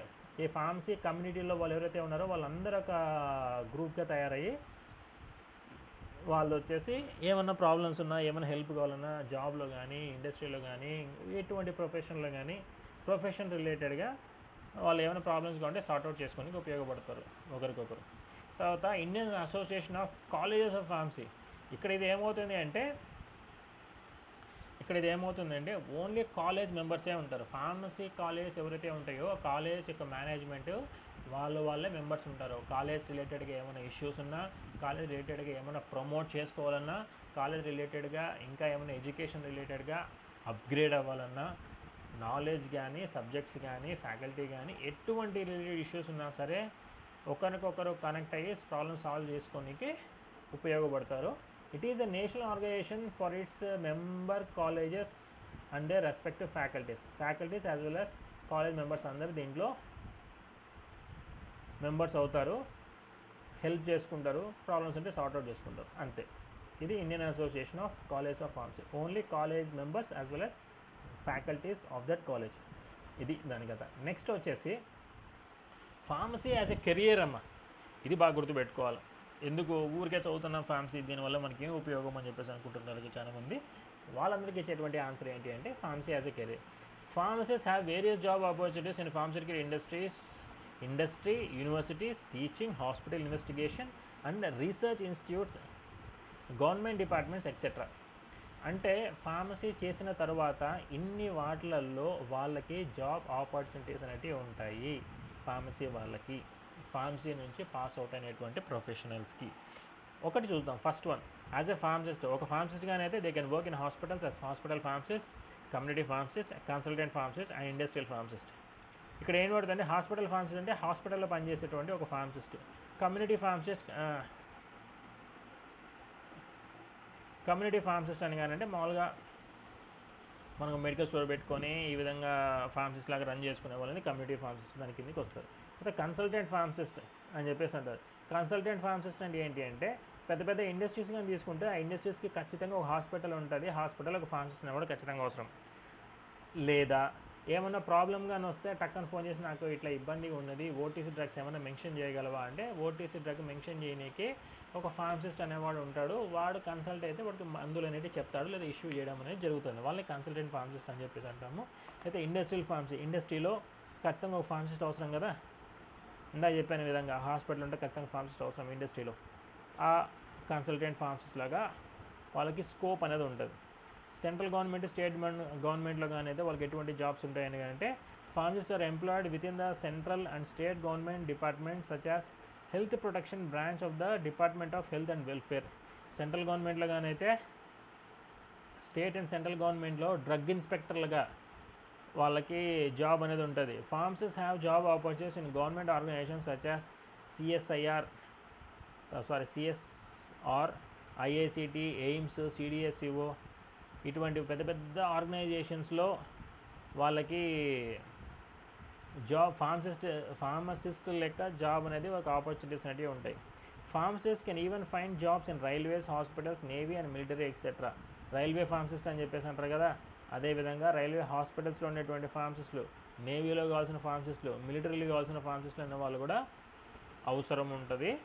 ఈ విధంగా సెంట్రల్ అండ్ స్టేట్ గవర్నమెంట్స్లో యాజ్ వెల్ యాజ్ పెద్ద పెద్ద ఆర్గనైజేషన్స్లో, తర్వాత గవర్నమెంట్ బాడీస్ అనేటువంటి navy, defence sector related bodies అనేటువంటి నేవీ, ఆర్మీ, తర్వాత ఎయిర్ ఫోర్స్, వాటిల్లో కూడా ఫార్మసిస్టులు ఎవరైతే అవసరం ఉంటారో వాటిల్లో కూడా మనకి స్కోప్ అనేది ఉంటుంది యాజ్ ఎ ఫార్మసిస్ట్గా. తర్వాత ఫార్మసిటికల్ ఇండస్ట్రీస్లో కానీ అయితే they can have major positions in pharmaceutical industry in the departments of quality control, quality assurance, pharmaco vigilance, regulatory affairs, business operations, sales administration etcetera.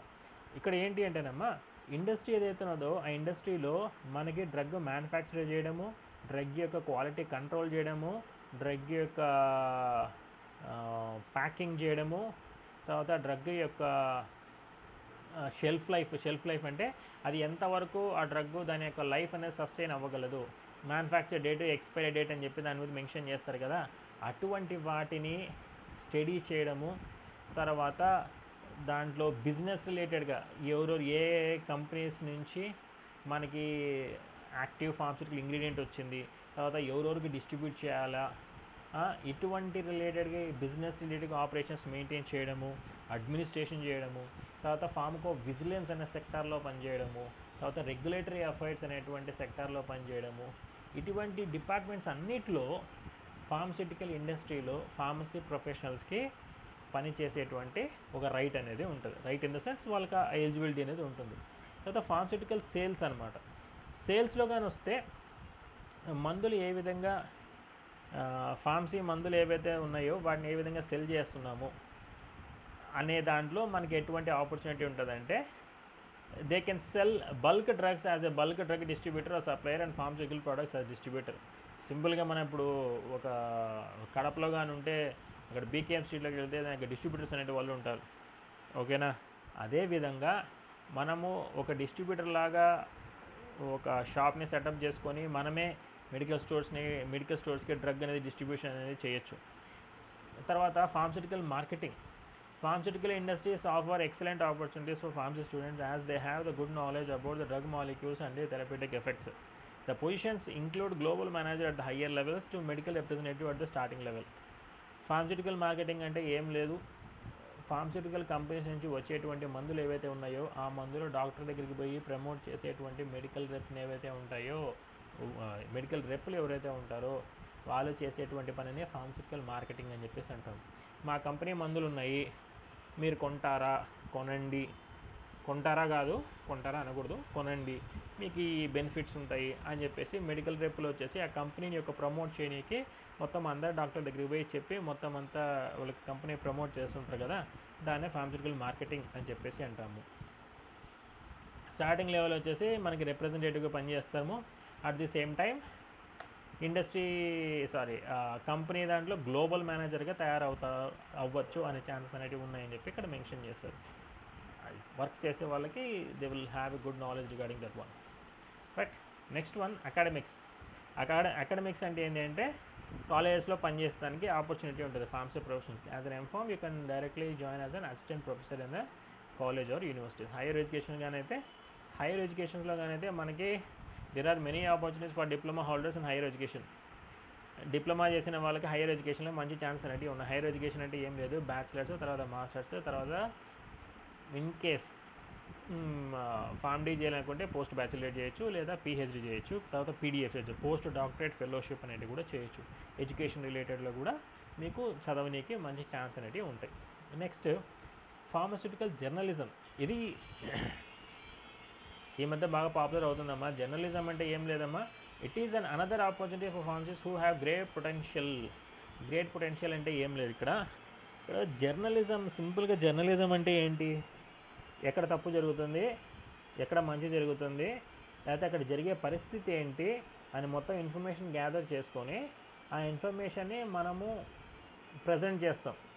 ఇక్కడ జరిగిన వాటిలో ఇది, ఇక్కడ మంచి ఈ విధంగా జరుగుతుంది, చెడు ఈ విధంగా జరుగుతుంది అని మొత్తం మనం డిస్ప్లే చేస్తాం. డిస్ప్లే చేసిన తర్వాత అవతల రిసీవ్ చేసుకొని మంచి ఎంత చెడు ఎంత అనలైజ్ చేసి వీడు చెప్పింది కరెక్టా కాదా అన్నట్టుగా అవతల డిసైడ్ చేసుకుంటారు. దాన్ని ఆ ఇన్ఫర్మేషన్ మనం గ్యాదర్ చేసి అందరికీ చూపించే విధానాన్నే జర్నలిజం అని చెప్పేసి అంటారు. Okay, up to my knowledge.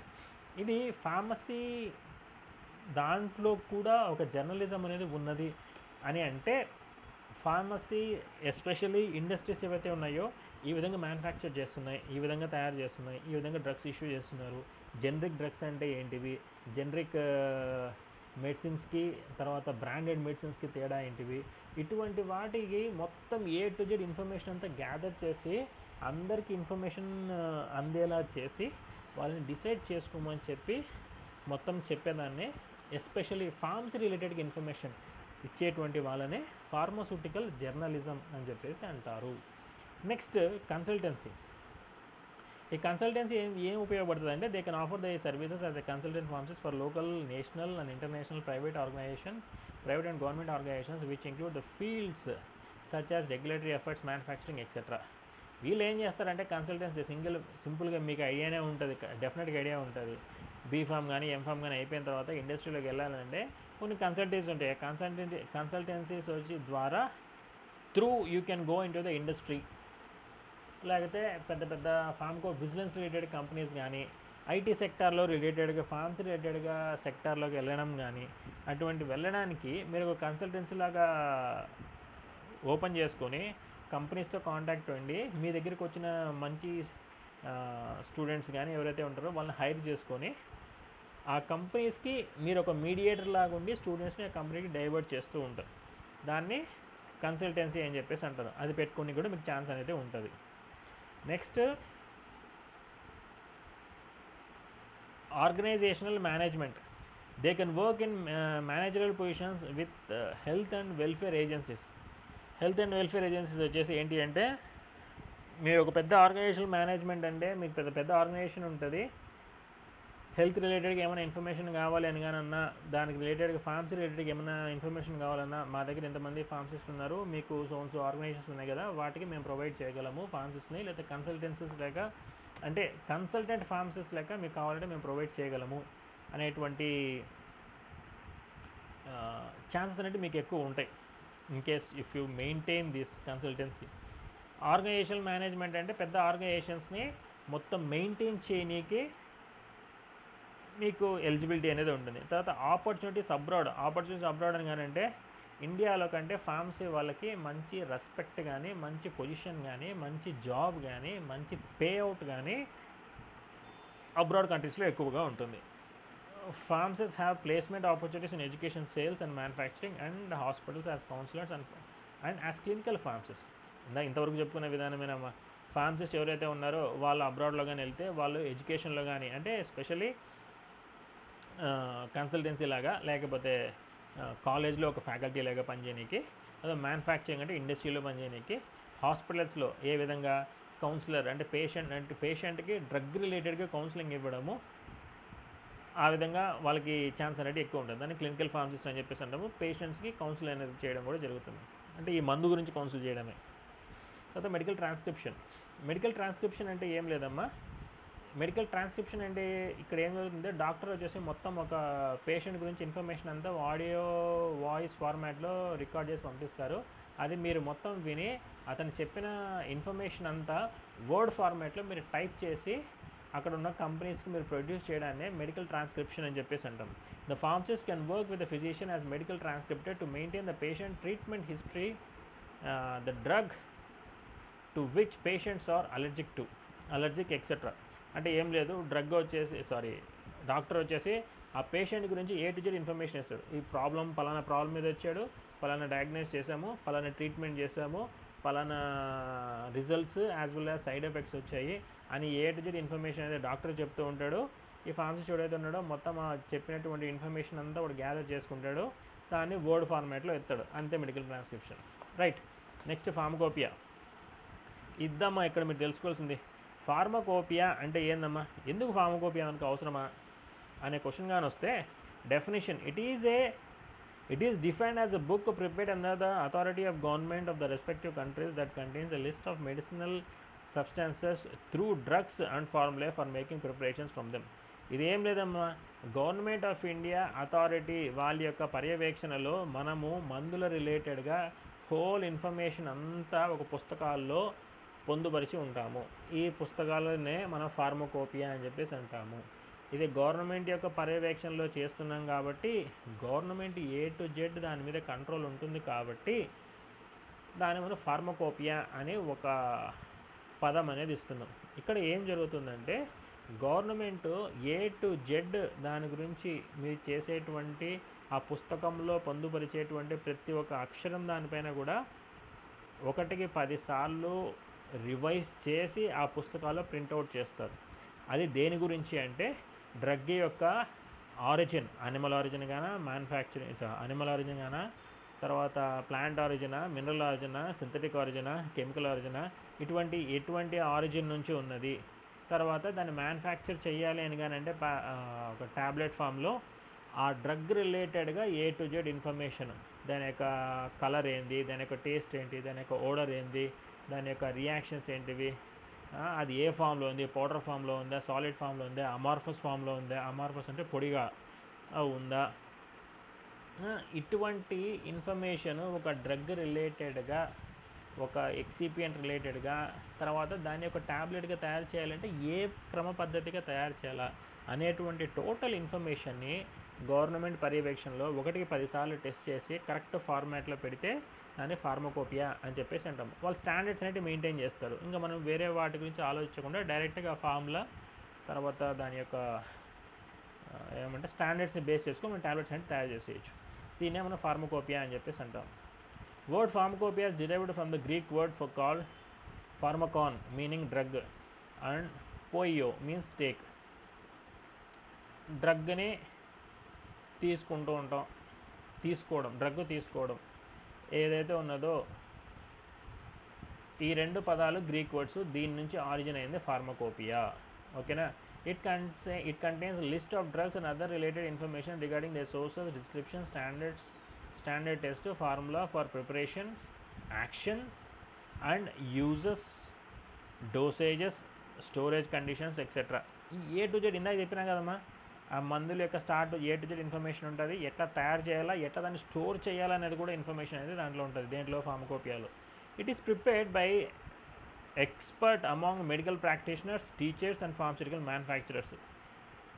ఆ సబ్జెక్ట్ రిలేటెడ్గా బాగా నాలెడ్జ్ ఉండేటువంటి పెద్ద టీచర్స్, తర్వాత ఆర్గనైజేషన్స్, ఎస్పెషల్లీ ఫార్మస్యూటికల్ ఇండస్ట్రీలో ఉండేటువంటి ఫార్మస్యూటికల్ ఆర్గనైజేషన్స్ హెడ్స్, తర్వాత మెడికల్ ప్రాక్టీషనర్స్ అంటే నథింగ్ బట్ ఫార్మసిస్ట్, వీళ్ళందరి దగ్గర నుంచి ఇన్ఫర్మేషన్ తీసుకొని ఆ ఇన్ఫర్మేషన్ అంతా కలగలిపి ఒక పుస్తకంలో పొందుపరచడాన్ని ఫార్మకోపియా అని చెప్పేసి అంటాం. It is recognised as the legal standards of purity, quality and strength by government agencies of respective country of their origin. ప్రతి ఒక్క కంట్రీకి ప్రతి ఒక్క విధి విధానాలు ఉంటాయి. ఆ కంట్రీ ప్రకారంగా ఆ country rules and regulations base చేసుకొని ఆ కంట్రీలో ఉండేటువంటి ఫార్మసిస్టులు కానీ, టీచర్స్ కానీ, ఇండస్ట్రియల్ మ్యానుఫ్యాక్చరర్స్ కానీ వాళ్ళ దగ్గర నుంచి ఇన్ఫర్మేషన్ తీసుకున్న ప్రకారంగా ఆ కంట్రీకి తగినట్టుగా వాళ్ళు తయారు చేసుకుంటారు. ఎందుకు అంటే ఇప్పుడు వెస్ట్ కంట్రీస్లో పోయి రష్యాకి వెళ్ళామనుకోండి, రష్యాలో కంప్లీట్ కోల్డ్ క్లైమేట్ ఉంటుంది. ఆ కోల్డ్ క్లైమేట్లో మనం తయారు చేసినటువంటి డ్రగ్స్ అక్కడ సర్వైవ్ అవ్వాలి అని కానీ అంటే అక్కడ ఛాన్స్ అనేది తక్కువ. ఎందుకంటే అక్కడ వాతావరణం వేరు, అక్కడున్న పీపుల్ యొక్క జెనెటిక్ ఆరిజిన్ వేరు, వాళ్ళ యొక్క తినే విధానం వేరు, వాళ్ళ యొక్క స్లీప్ సైకిల్స్ వేరు. వీటన్నిటి బేస్ చేసుకొని మనం ఇచ్చేటువంటి డ్రగ్స్ అక్కడ పని చేయొచ్చు, పని చేయకపోవచ్చు. ఎందుకంటే దానికి ఎక్స్పైరీ డేట్ అనేది అటు ఇటు చేంజెస్ అనేటివి ఉంటాయి. ఇప్పుడు మోడర్న్ టెక్నాలజీ ద్వారా అన్నీ చాలా వరకు ఎరాడికేట్ చేస్తున్నాంలేండి. తర్వాత ఇక్కడ ఉండేటువంటి ఇండియాలో కదా ట్రాపికల్ క్లైమేట్ ఇది. ఇక్కడ బాగా ఎండ ఉంటుంది, వేడి ఉంటుంది, చలి ఉంటుంది. ఎందుకంటే మనం ఈక్వటోరియల్ రీజియన్లో ఉన్నాం కాబట్టి మనకు అన్ని రకాలుగా ఉంటుంది. కాబట్టి మనకి ఇక్కడున్న వాతావరణం బేస్ చేసుకొని మనము మన మన ప్రజలకు తగినట్టుగా మనం తయారు చేసేటువంటి డ్రగ్స్ యొక్క మ్యానుఫ్యాక్చరింగ్ ప్రాసెస్ అనేది డిఫరెంట్గా ఉంటుంది. ఏ కంట్రీ యొక్క ఆరిజిన్ బేస్ చేసుకొని వాళ్ళ యొక్క వాతావరణము మొత్తం అక్కడ ఉండేటువంటి పరిస్థితులు తగినట్టుగా వాళ్ళ కంట్రీ యొక్క ఫార్మకోపియా అనేది డిఫరెంట్గా ఉంటుంది. Importance of pharmacopoeia in pharmaceutical ఇండస్ట్రీలో కనైతే huge amounts is spent on research and development for new drug molecules, and in such situations drugs present in pharmacopoeias can be used without any further research because they are tested safe and efficacious. ఇక్కడ ఏంటి అంటే ఒక కొత్త drug కానీ manufacture చేయాలి అని కానీ అనుకుంటే ఆ డ్రగ్ యొక్క ఫార్ములా A to Z మొత్తం ఇన్ఫర్మేషన్ మనకి తెలియాలి. ఆ ఇన్ఫర్మేషన్ మొత్తం తెలియాలంటే మళ్ళీ దాని మీద రీసెర్చ్ చేసి దాని మీద డబ్బులు స్పెండ్ చేసి లక్షల కోట్ల కొద్ది డబ్బులు వేస్ట్ చేసుకునే బదులు ఆ ఫార్మకోపియాలో ఆ డ్రగ్ రిలేటెడ్గా ఇన్ఫర్మేషన్ A to Z ఉంటుంది. ఎందుకు? అది ట్రైడ్ అండ్ టెస్టెడ్, అంటే దాని యొక్క ప్రయోగం చేసి A to Z దాని యొక్క లాభాలు నష్టాలు మొత్తం తెలిసిన ఇన్ఫర్మేషన్ అంతా పొందుపరిచి ఉంటారు. కాబట్టి మళ్ళీ మనం సపరేట్గా దాని మీద రీసెర్చ్ చేయాల్సిన అవసరం లేకుండా ఫార్మకోపియా ద్వారానే మనము ఆ లిస్ట్ ఇన్ఫర్మేషన్ ఏదో ఉందో గ్యాదర్ చేసేసుకొని మనం డ్రగ్స్ యొక్క మ్యానుఫ్యాక్చరింగ్ చేసుకోవచ్చు. ఈ విధంగా ఫార్మస్యూటికల్ ఇండస్ట్రీస్కి ఫార్మకోపియా వల్ల లాభం అని చెప్తున్నారు. ఇండస్ట్రీలో కానీ అయితే ఈ డ్రగ్ అడ్మినిస్ట్రేషన్ కానీ అయితే in making profit industries ignore the quality aspects of drugs and pharmaceuticals as drugs are related to human health, and this negligence is unjustifiable. So every nation prepared their own drug related acts, laws and rules, and in such conflict situations between drug industries and government, the first reference book is considered as the pharmacopoeia. అది కథ. ఇక్కడ ఏంటి అంటే ఇప్పుడు ప్రతి ఒక్క industry తయారు చేసేటప్పుడు ఏంటి అంటే ప్రతి ఒక్క ఇండస్ట్రీ వచ్చేసి నాకు లాభం కోసమే నేను మందులు తయారు చేస్తున్నా అన్న ఆలోచనలోనే చాలా వరకు ఇండస్ట్రీస్ తయారు చేస్తున్నాయి అనుకోండి. సడన్గా ఏమైనా ఇష్యూ కానీ రైజ్ అయినప్పుడు అవును మీరు ఇండస్ట్రీ వాళ్ళు మందు మ్యానుఫ్యాక్చర్ చేస్తారు, మీ మందు వల్ల ఇతనికి ఇట్లా ప్రాబ్లం వచ్చింది, అసలు మీరు మందుని ఏ విధంగా తయారు చేస్తారో తీసుకురండి అని చెప్పేసి మనం అడుగుతాం. మనం అడిగినప్పుడు వాళ్ళు వచ్చి తీసుకొచ్చిన తర్వాత సార్ నేను ఈ రూల్స్ అండ్ రెగ్యులేషన్స్ ప్రకారంగా వాడాను అని చెప్పేసి అంటారు. అటువంటి వాటిలో ఫస్ట్ వచ్చే రెఫరెన్స్ బుక్ ఏంటి అంటే ఫార్మకోపియా. ఇది రెఫరెన్స్ బుక్ ఇండియాలో తయారు చేసినప్పుడు ఈ రెఫరెన్స్ బుక్లో ఉండేటువంటి ఈ ఫార్ములా ఈ యొక్క స్టెప్ వైజ్గా నువ్వు మందులు తయారు చేయాలి. నీకు నచ్చినట్టుగా చేస్తే ఎట్లయితుంది, అందుకనే సైడ్ ఎఫెక్ట్ వచ్చింది, దానివల్ల దెబ్బ కొట్టింది, so you have to pay the fine అన్నట్లుగా కోర్టు వచ్చేసి ఒక బైబిల్ లెక్క మన ఫార్మకోపియాని తీసుకొని ఈ ఫార్మకోపియా రెఫరెన్స్ బేస్ చేసుకొని వాళ్ళ యొక్క ప్రొసీజర్ కరెక్ట్గా చేశారా లేదా, కరెక్ట్ అంటే నో ప్రాబ్లం, పేషెంట్కి ఏదో ఇబ్బంది ఉంది, రాంగ్ అంటే రైట్ నువ్వే ప్రాబ్లం, పేషెంట్కి ఇబ్బంది వచ్చింది నీ వల్లనే, సో నువ్వు అతనికి కాంపెన్సేషన్ పే చేయి అన్నట్టుగా జ్యుడిషియల్ సిస్టమ్ అనేది ఫార్మకోపియాని రెఫరెన్స్ బుక్ లాగా తీసుకుంటుంది. ఓకేనా, అది కదా. ఇన్ కేస్ ఆఫ్ అకాడమిక్స్ గానైతే as it contains reliable source of information regarding use of drugs and pharmaceutical, researchers always refer it as the first hand during development of assay methods of certain drugs and testing the quality of dosage forms. ఇక్కడ ఏం జరుగుతుందంటే ప్రతి ఒక్క ఇప్పుడు మామూలుగా మనం చిన్న experiment చేస్తున్నాం అనుకోండి. ఒక ఎక్స్పెరిమెంట్ చేసేటప్పుడు ఆ ఎక్స్పెరిమెంట్ చేసేదానికి ముందు ఇంటర్మీడియట్లో మీరు చేసే ఉంటారు, డ్రగ్ అస్సేస్ అని చెప్పేసి అని అంటారు. అస్సే ఆఫ్ అనేది HCl, sodium hydrogen peroxide something ఉంటాయి కదా. ఈ విధంగా అటువంటి అస్సేస్ చేయడానికి కూడా మనకి అస్సే ఏ విధంగా తయారు చేయాలి, ఏదేది ఎంత మోతాదులో తీసుకోవాలి, ఏ విధంగా చేయాలి అని ఒక స్టెప్ వైజ్గా మనకి ఇన్ఫర్మేషన్ అనేది ప్రొవైడ్ చేస్తుంటారు ఫార్మకోపియాలో. అటువంటి ఇన్ఫర్మేషన్ బేస్ చేసుకొని మనము చదువుకునే టైంలో ఎస్పెషల్లీ అకాడమీలో, కాలేజెస్లలో ఈ ఫార్మకోపియా బేస్ చేసుకొని ఎక్స్పెరిమెంట్స్ అనేవి పర్ఫామ్ చేస్తాము అని ఇన్ఫర్మేషన్ అనేది దాంట్లో ప్రొవైడ్ చేస్తుంటారు. ఇన్ కేస్ ఆఫ్ అకాడమిక్స్లోకి అయితే ఆ విధంగా ఉపయోగపడుతుంది. నెక్స్ట్ వచ్చేసి హిస్టరీ ఆఫ్ ఫార్మకోపియా. ఇండియాలో కానీ ఫస్ట్ హిస్టరీ కానీ చూసుకుంటే the history of Indian pharmacopoeia began in 1833, 1833లో స్టార్ట్ అయింది. ఎప్పుడు East Indian companies dispensary recommended the publication of pharmacopoeia. ఇప్పుడు వాళ్ళు అప్పుడు తయారు చేసుకుని ఉంటారు కదా ఇంగ్లీష్ నాయలు, వాళ్ళు వచ్చి ఏం చేస్తారంటే ఈస్ట్ ఇండియా కంపెనీ ద్వారా ఇండియాలోకి ఎంటర్ అయ్యారు కదా. ఆ ఎంటర్ అయ్యే క్రమంలోనే 1833లో ఓ కంట్రీకి ఫార్మకోపియా అనేది ఉండాలా అని చెప్పేసి వాళ్ళు రికమెండ్ చేశారు. ఇక్కడ బాగా గుర్తుపెట్టుకోండమ్మా, రికమెండ్ అంటే ఇది మీ దగ్గర ఉంటే బాగుంటుంది అని చెప్పేదాన్ని రికమెండ్ అంటాం. ఫోర్స్ చేయట్లే, రికమెండ్ చేస్తున్నారు. ఓకేనా. The Bengal pharmacopoeia and general conspectus of medicinal plants were written by W.B.O. Shaughnessy and published by Bishop's College Press, Calcutta in 1844. Bishops College press అనే దాంట్లో 1844లో బెంగాల్ ఫార్మకోపియా అనేది తయారు చేసి ప్రింటింగ్ అనేది కొట్టించేశారమ్మా. 1844లో అవి ఆ విధంగా తయారు చేస్తారు. తర్వాత 1868లో Indian pharmacopoeia written by Edward John Waring అంట, which covered drugs of British pharmacopoeia 1867 and indigenous drugs used in India, and it was published in 1869. ఇప్పుడు ఏం చేశారంటే ఈ ఎడ్వర్డ్ జాన్ వార్నింగ్ అనేటోడు 1886లో ఇండియన్ ఫార్మకోపియా అనేది తయారు చేశారంట. వాడిని తయారు చేయడం ఇన్ ద సెన్స్ మొత్తం రాశాడు. అక్కడ రాసే దాంట్లో ఏం చేశాడంటే ఇది 68లో తయారు చేసింది, అది 67లో అంటే 1867లో బ్రిటిష్ ఫార్మకోపియాలో ఉండేటువంటి మొత్తం ఇన్ఫర్మేషన్ దీనిలో కాపీ కొట్టాడు. అట్ ది సేమ్ టైం ఇండియాలో ఉండేటువంటి ఇండిజినస్ అంటే ఇండియాలో ఉండేటువంటి మొక్కలు, దాని గురించి ఇన్ఫర్మేషన్, ప్లాంట్స్, వనమూలికలు ఏవైతే ఉంటాయో వాటి ఇన్ఫర్మేషన్ అంతా కూడా దీనికి యాడ్ చేసి 1869లో పబ్లిష్ చేశాడు. 1868లో స్టార్ట్ చేసేటప్పుడు ఏం చేశాడు, 1867లో బ్రిటిష్ ఫార్మకోపియాలో ఉండేదని దీంట్లో యాడ్ చేశాడు. తర్వాత ఇండియాలో ఉండేటువంటి దాన్ని యాడ్ చేశాడు. రెండు కలిపి 1869లో రిలీజ్ చేశాడు. అది వాళ్ళు చేసింది. ఎవడు తయారు చేసింది? అది ఎడ్వర్డ్ జాన్ వార్నింగ్ అనేటోడు తయారు చేశాడు. తర్వాత 1885లో ఏం జరిగిందంటే బ్రిటిష్ ఫార్మకోపియా ఇన్ ఇండియా, 1885లో బ్రిటిష్ ఫార్మకోపియా అని చెప్పేసి ఇండియాలో ఇంట్రడ్యూస్ చేశాడు. ఓకేనా. 1868లో ఇండియన్ ఫార్మకోపియా రాశారు, కాకపోతే 1885లో బ్రిటిష్ ఫార్మకోపియానే ఇండియాలో ఇంట్రడ్యూస్ చేశారు. The British Pharmacopoeia of 1898 was published in 1900, which appeared as Government of India edition in 1901. ఈ బ్రిటిష్ న్యాయాలు మొత్తం ఆక్రమించుకున్నారు కదా మనల్ని. ఎప్పుడైతే ఆక్రమించుకున్నారో అప్పుడు ఏం చేశారంటే బ్రిటిష్ ఫార్మకోపియాని 1898లో పబ్లిష్ చేయడమే కాకుండా 1898లో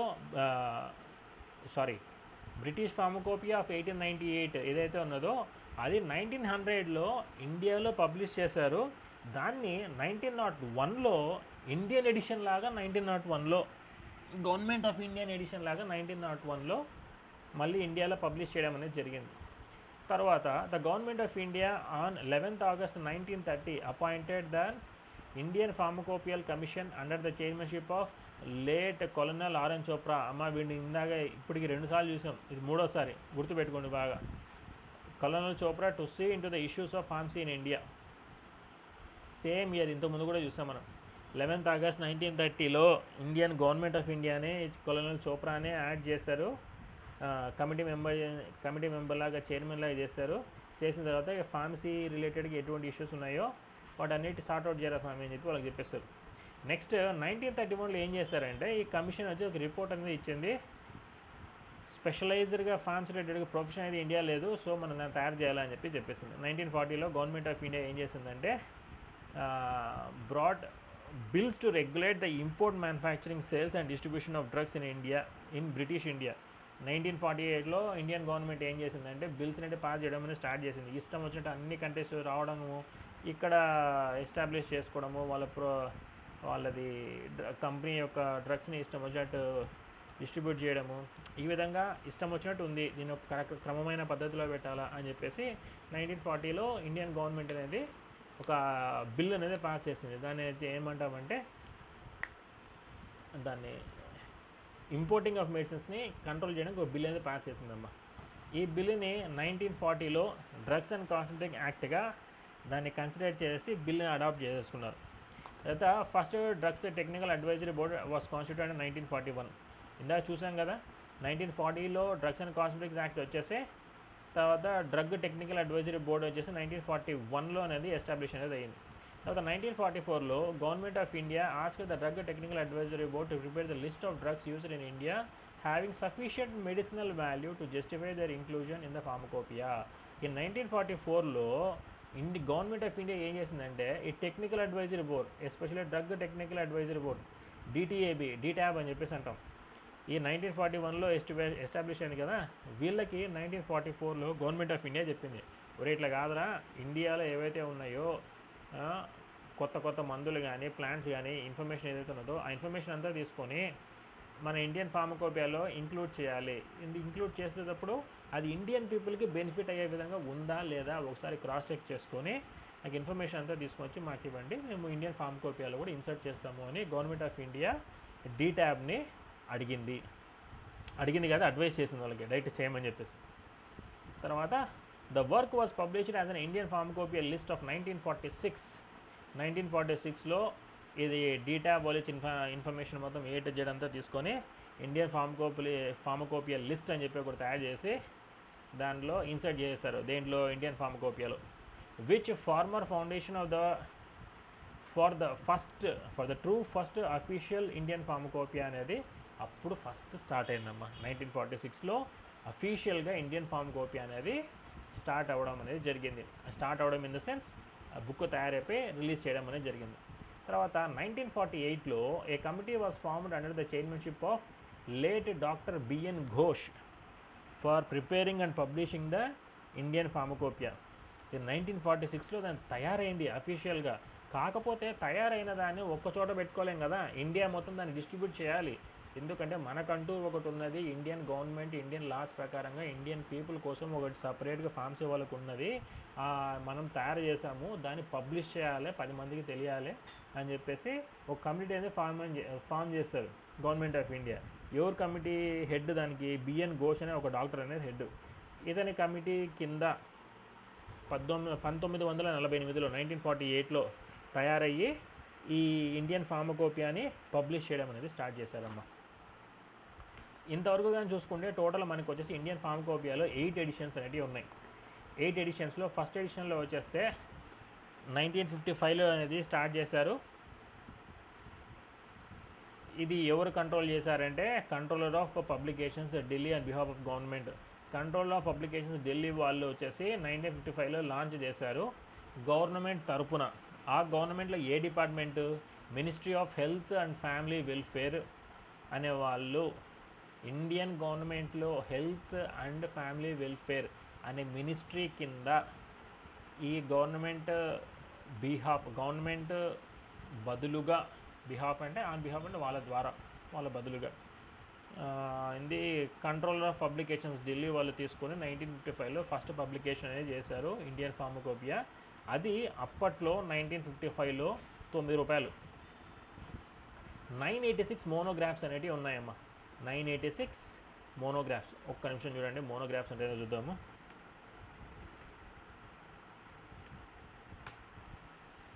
చూడండి, a detailed written study of a single specialised subject or an aspect of it.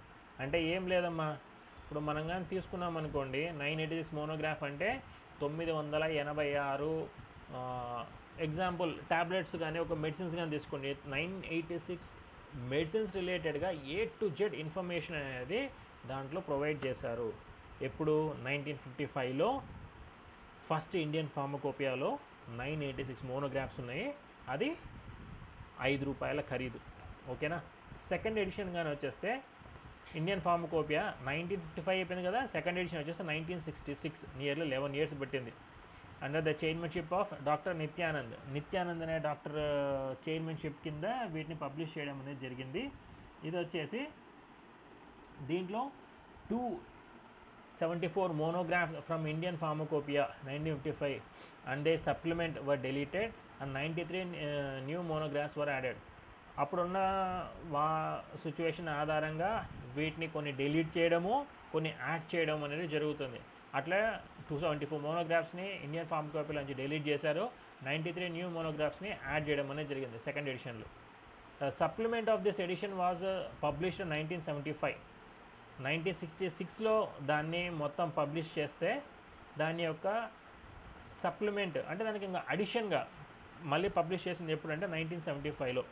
తర్వాత and in this supplement 126 new monographs were included and 250 monographs were amended. ఇక్కడ చూడండి, 1966లో 274 మోనోగ్రాఫ్స్ని తీసేసి 93ని మొత్తం యాడ్ చేశారు. అదే దాని యొక్క సప్లిమెంట్ అంటే దానికి అడిషనల్గా 1966 నుంచి 1975కి వచ్చేసరికి ఇక్కడ ఏం జరిగిందంటే 126 న్యూ మోనోగ్రాఫ్స్ని ఇంక్లూడ్ చేశారు. ఇంక్లూడ్ చేయడం అంటే దాంట్లోకి యాడ్ చేయడం అనేది జరిగింది.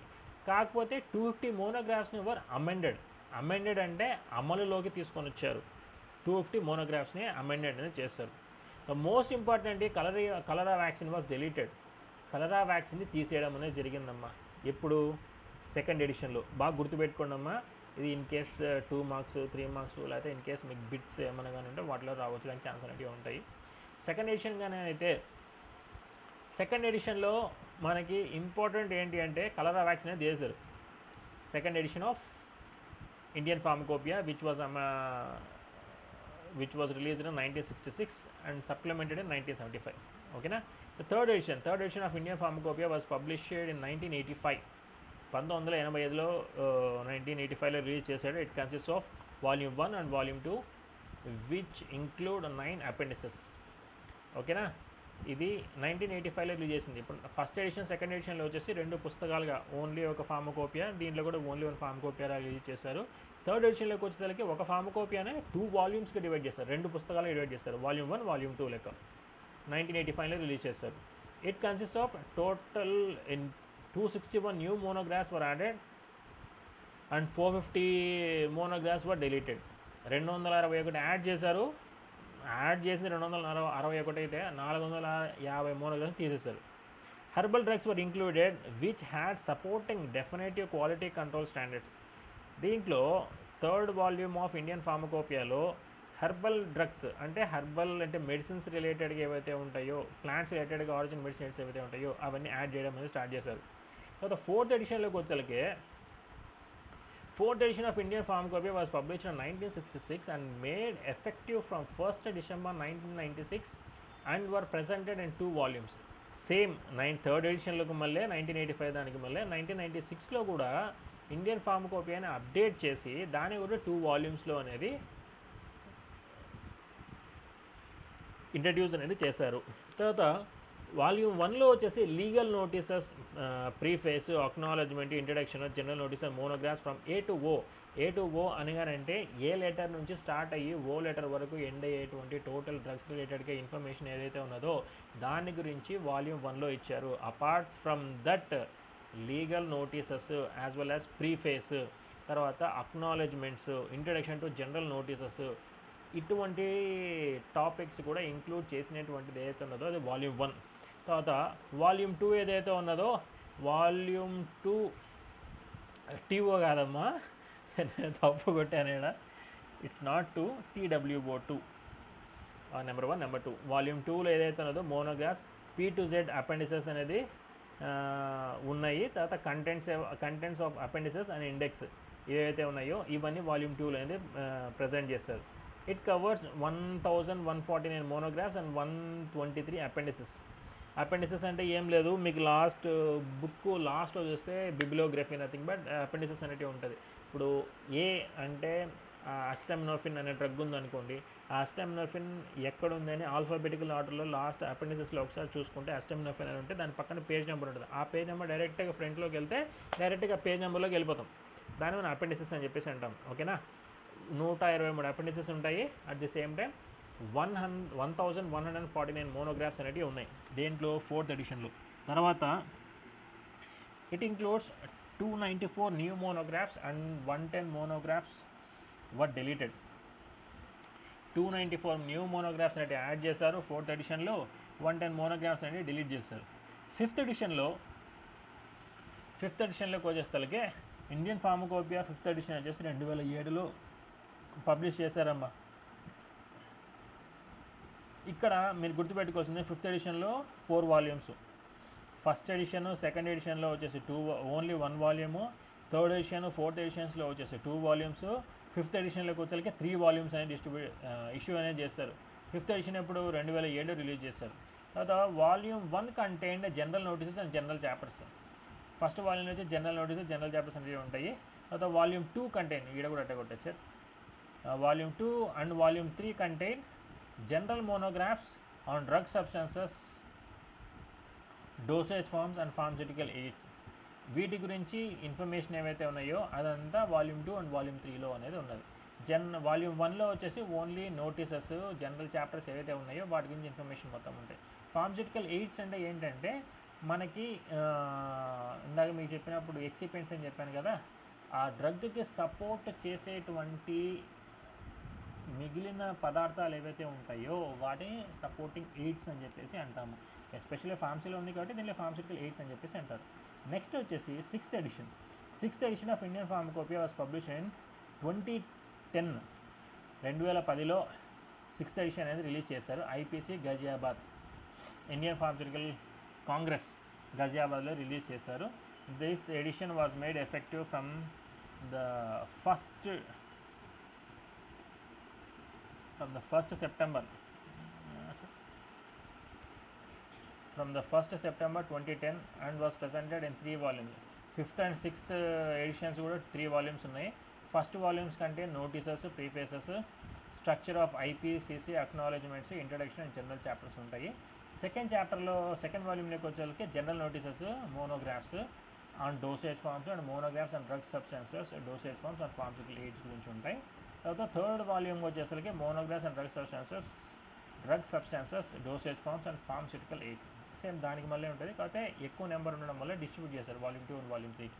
తర్వాత it also consist of monographs on vaccines, immune sera for human use, herbs and herbal products, blood and blood related products, biotechnology products and veterinary products.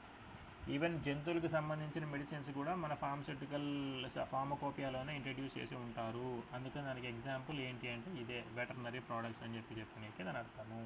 అయితే ఇది ఇన్కార్పొరేటెడ్ 52 న్యూ మోనోగ్రాఫ్స్, కొత్త రకమైనటువంటి ఇన్ఫర్మేషన్ ఏవైతే ఉన్నాయో అప్డేటెడ్ ఇన్ఫర్మేషన్ అది 52 new మోనోగ్రాఫ్స్ని దీంట్లో add చేయడం అనేది జరిగింది. తర్వాత 7th ఎడిషన్లోకి వచ్చేసరికి 7th edition of Indian pharmacopoeia was published in 6th edition ఎప్పుడు 2010, 7th ఎడిషన్ ఎప్పుడు 2014 in 4 volumes at Nirman Bhavan, New Delhi. 7th ఎడిషన్కి వచ్చేసరికి 4 వాల్యూమ్స్ వచ్చాయి. ఒకసారి గుర్తుపెట్టుకోండి అమ్మా, 1, 2 only 1 volume, 3, 4 2 volumes, 5th 6th 3 volumes, 7th 4 volumes. బాగా గుర్తుపెట్టుకోండి. This edition was published under the chairmanship of PK Pradhan secretary, P K Pradhan ఇది ఆయన పేరు. This edition was published under chairmanship of PK Pradhan, secretary health and family welfare, government of India. ఈయన ద్వారా దాన్ని release చేయడం అనేది జరిగింది. It was made effective from 1st January 2014. ఇన్కార్పొరేటెడ్ 2548 monographs of drugs and list of 577 new monographs. 2548 మోనోగ్రాఫ్స్ని drugs related మోనోగ్రాఫ్స్ని add చేశారు. అండ్ కొత్త లిస్ట్ ఏదైతే ఉందో మోనోగ్రాఫ్స్ 577 అనేది యాడ్ చేయడం అనేది జరిగింది. 19 new radio pharmaceutical monographs are included in this edition.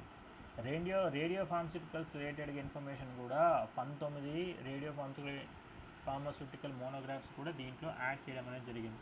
A separate volume of veterinary products with 143 monographs along with 16 appendices and a general chapter on veterinary products was also introduced. ఇందాక నేను మీకు చెప్పాను 6th ఎడిషన్లోనే ఇక్కడ చెప్పాను, ఒక pharmacy రిలేటెడ్గానే కాదు, biotechnology products, blood products as well as veterinary products కూడా మన ఫార్మకోపియాలో ఇంట్రడ్యూస్ చేశారు అని చెప్పాను కదా. ఇక్కడ సేమ్ అదే విధంగా వెటర్నరీ ప్రోడక్ట్స్లో 143 మోనోగ్రాఫ్స్ అనేది యాడ్ చేయడం జరిగింది, 16 అపెండిసెస్ అనేది యాడ్ చేయడం జరిగింది, ఒక జనరల్ చాప్టర్ వెటర్నరీ ప్రోడక్ట్స్ పైన ఇన్ఫర్మేషన్ అయితే దాంట్లో ఇవ్వడం అనేది జరిగింది. తర్వాత 8th ఎడిషన్, ఇది 8th ఎడిషన్ వచ్చేసి 29th September 2017లో రిలీజ్ చేయడం అనేది జరిగింది. It was made effective from January 1st, 2018. 2017లో 8th ఎడిషను, 2018లో January 1st నుంచి స్టార్ట్ చేయడం అనేది జరిగింది. ఇక్కడ చూడండి, ఇది మీకు ఇంపార్టెంట్, ఎందుకంటే ఇది లేటెస్ట్ అప్డేటెడ్ వర్షన్ కాబట్టి. దీంట్లో కూడా 7th and 8th దాంట్లో కూడా టోటల్ 4 వాల్యూమ్స్ అనేటివి ఉన్నాయి. ఈ 8th వాల్యూమ్లో వచ్చేసి 220 న్యూ మోనోగ్రాఫ్స్ అనేవి యాడ్ చేశారు. తర్వాత దీంట్లో 170 కెమికల్ మోనోగ్రాఫ్స్, కెమికల్స్ రిలేటెడ్గా కంప్లీట్ ఇన్ఫర్మేషన్ 170 అనేది యాడ్ చేశారు. ప్లాంట్స్ రిలేటెడ్గా హెర్బల్ మోనోగ్రాఫ్స్ 15 అనేది యాడ్ చేశారు. బ్లడ్ అండ్ బ్లడ్ ప్రోడక్ట్స్ రిలేటెడ్గా ఇన్ఫర్మేషన్ 10 యాడ్ చేశారు. 2 vaccines and immunotherapy for human use monograph. Immunotherapy అంటే therapy is nothing but treatment, immune means nothing but మన ఇమ్యూనిటీ రిలేటెడ్గా ట్రీట్మెంట్, ఎస్పెషల్లీ కొన్ని క్యాన్సర్ రిలేటెడ్గా కొన్ని ఏమన్నా కానీ ప్రాబ్లమ్స్ కానీ వస్తే, తర్వాత ఆటో ఇమ్యూన్ డిసీజెస్ అని చెప్పేసి ఉంటాయి, అంటే మన వ్యాధి నిరోధక శక్తి ఏదైతే ఉన్నదో అది మనపైనే అటాక్ చేయడం అనేది స్టార్ట్ చేస్తుంది. అటువంటి వాటిలో మన ఇమ్యూనిటీని పెంచి దాన్ని కరెక్ట్ దారిలో తీసుకురావడానికి మనం ట్రీట్మెంట్ అనేది చేస్తాం by means of some drugs. ఇటువంటి ట్రీట్మెంటే మనం ఇమ్యూనోథెరపీ అని చెప్పేసి అంటాము. హ్యూమన్స్ కోసము ఇటువంటి ఇన్ఫర్మేషన్ని మొత్తము మోనోగ్రాఫ్ రూపంలో ఈ 8th ఎడిషన్ ఆఫ్ ఇండియన్ ఫార్మకోపియాలో యాడ్ చేశారు. అండ్ వ్యాక్సిన్స్ రిలేటెడ్ ఇన్ఫర్మేషన్ కూడా యాడ్ చేశారు. 3 radio pharmaceutical monographs, 6 biotechnology derived therapeutic products and 14 veterinary monographs కూడా యాడ్ చేయడం అనేది జరిగింది. 366 రివైజ్డ్ మోనోగ్రాఫ్స్ అండ్ 7 ఒమిషన్స్ అంటే తీసేయడం. 7 మోనోగ్రాఫ్స్ని తీసేశారు, 366 మోనోగ్రాఫ్స్ని రివైజ్ చేశారు, అంటే వాటిలో ఏమైనా తప్పులున్నా లేకపోతే ఇన్ఫర్మేషన్ పాతదైతే అప్డేటెడ్ ఇన్ఫర్మేషన్ ఉన్నా అవన్నీ సరి చేయడాన్నే రివైజర్ అని చెప్పేసి అంటారు. నెక్స్ట్ వచ్చేసి బ్రిటిష్ ఫార్మకోపియా అమ్మ. ఇండియన్ ఫార్మకోపియా అయిపోయింది కదా, ఇప్పుడు బ్రిటిష్ ఫార్మకోపియా వచ్చేసి ఫస్ట్గా చూసుకుంటే 1680లో first book containing list of approved drugs with their preparations was published in London Pharmacopoeia as London Pharmacopoeia. London pharmacopoeia లాగా 1618లో డ్రగ్స్ అనేది పబ్లిష్ చేశారు. ఎవరు? బ్రిటిష్ వాళ్ళు, వాళ్ళ British ఫార్మకోపియాలో. In 1699, the first edition of Edinburgh Pharmacopoeia was published by Royal College of Physicians of Edinburgh. ఎడన్బర్గ్ అనే ఒక ప్రదేశంలో ఎడన్బర్గ్ ఫార్మకోపియా అనేది వాళ్ళు పబ్లిష్ చేసుకున్నారు. ఎక్కడ అంటే రాయల్ కాలేజ్ ఆఫ్ ఫిజిషియన్స్ అనే ఒక కాలేజీలో 1699లో ఫస్ట్ ఎడిషన్ అనేది పబ్లిష్ చేసుకున్నారు. 1807లో first Dublin pharmacopoeia was published. అమ్మా, ఈ ఎడన్బర్గ్, డబ్లిన్ ఇవన్నీ యూకేలో ఉండేటువంటి వాళ్ళ సమ్ ప్రదేశాలు, ప్రావిన్సెస్ ఆర్ సమ్ స్టేట్స్ లాగా అనమాట. తర్వాత 1858 a commission was first appointed by General Medical Council made responsible under the Act of 1858 for producing a British pharmacopoeia.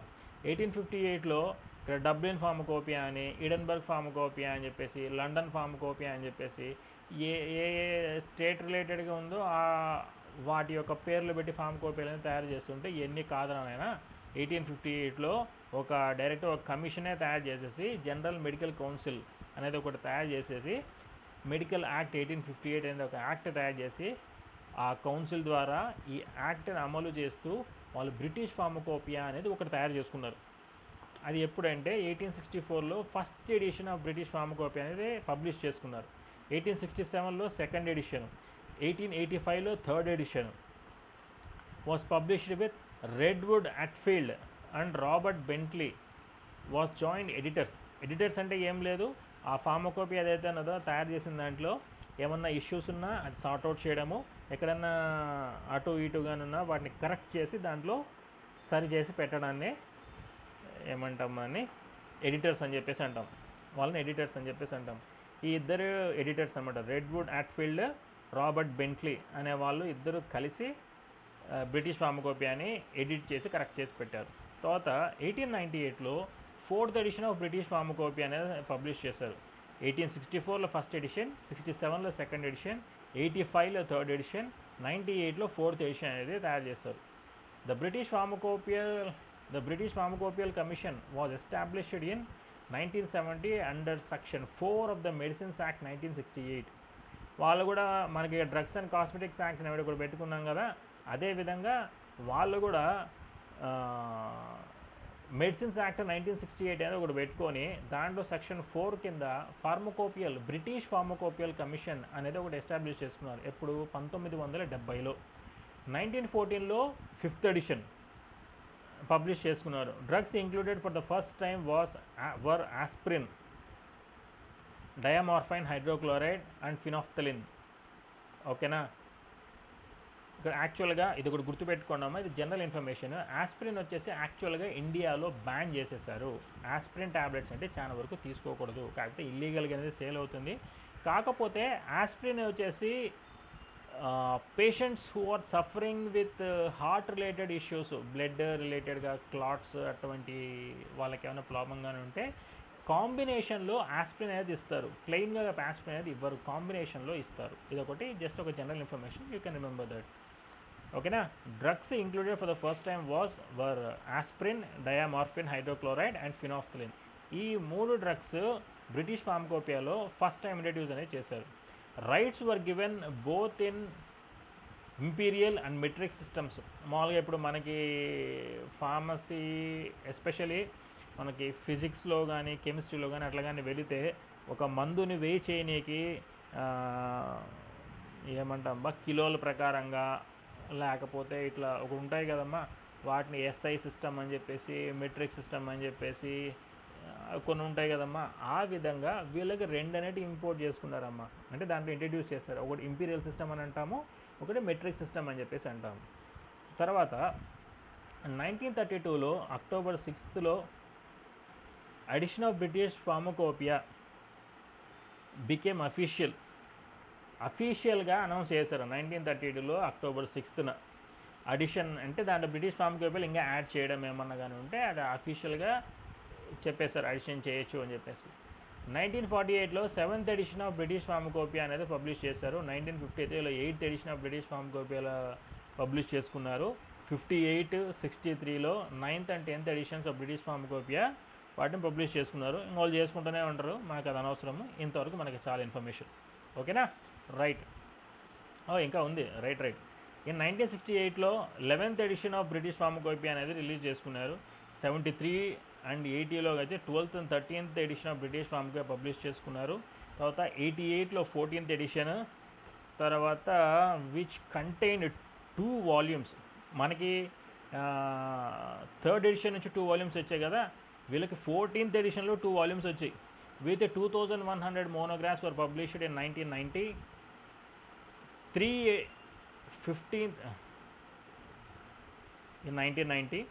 15th edition of British Pharmacopoeia was published. ఇది by mistake కొట్టానమ్మా, 3 volumes అని ఉంటుందేమో maybe, just ignore this one. British Pharmacopoeia from 2007 to 2009 was given in 6 volumes. మనకి ఇంతవరకు వచ్చిన మాటలు కూడా 4 volumes ఉన్నాయి, వీళ్ళకి 6 volumesకి వెళ్ళిపోయారు. 2007 to 2009లో was given in 6 volumes The volume 1 and volume 2 contain medicinal substances, volume 3 contain formulated preparations and products, and volume 4 contains supplementary chapters, and volume 5 contain a veterinary volume wild. Volume 6 contain CD-ROM version అంటే ఇంతవరకు మనకు ఉండేటువంటి total ఫార్మకోపియాని ఒక CD రూపంలో ఇచ్చేదాన్ని CD version అని చెప్పేసి అంటారు. Compact disc read only memory version అని చెప్పేసి అంటారు, CD రూపంలో ఇచ్చారు.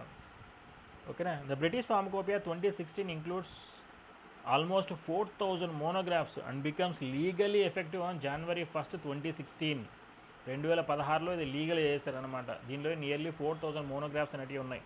మోనోగ్రాఫ్స్ అంటే ఏం చెప్పాను మర్చిపోయారా?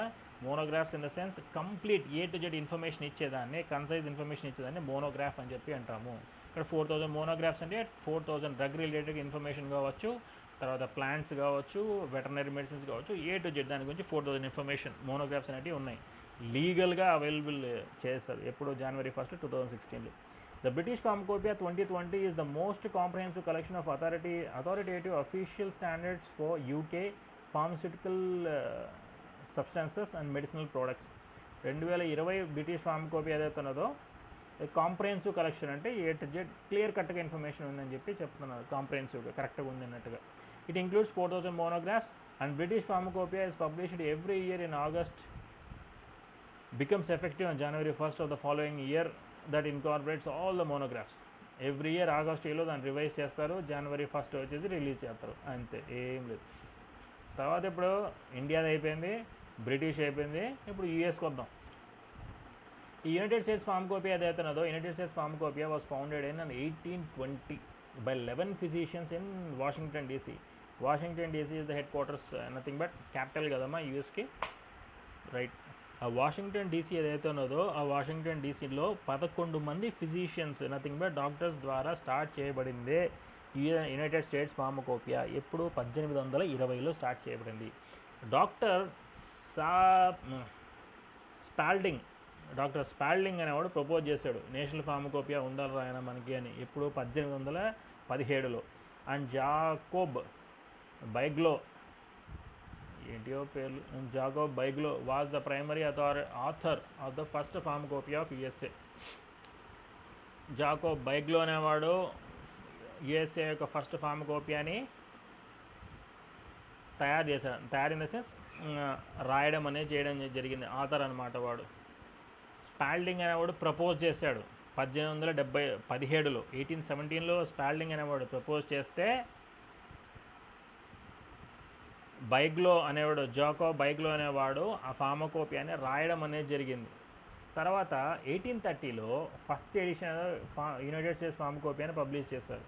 1850లో the colleges of pharmacy in USA were invited to participate in the revision of United States pharmacopoeia. ఇక్కడ చూసారమ్మా వాళ్ళు ఎంత మంచి పని చేశారు.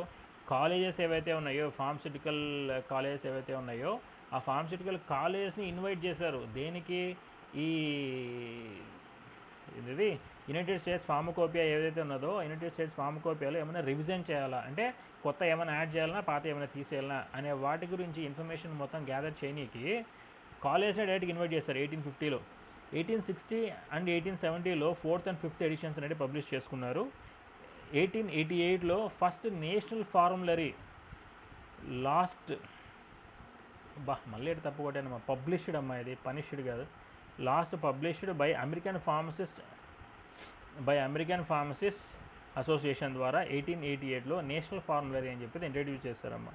1880 అండ్ 1890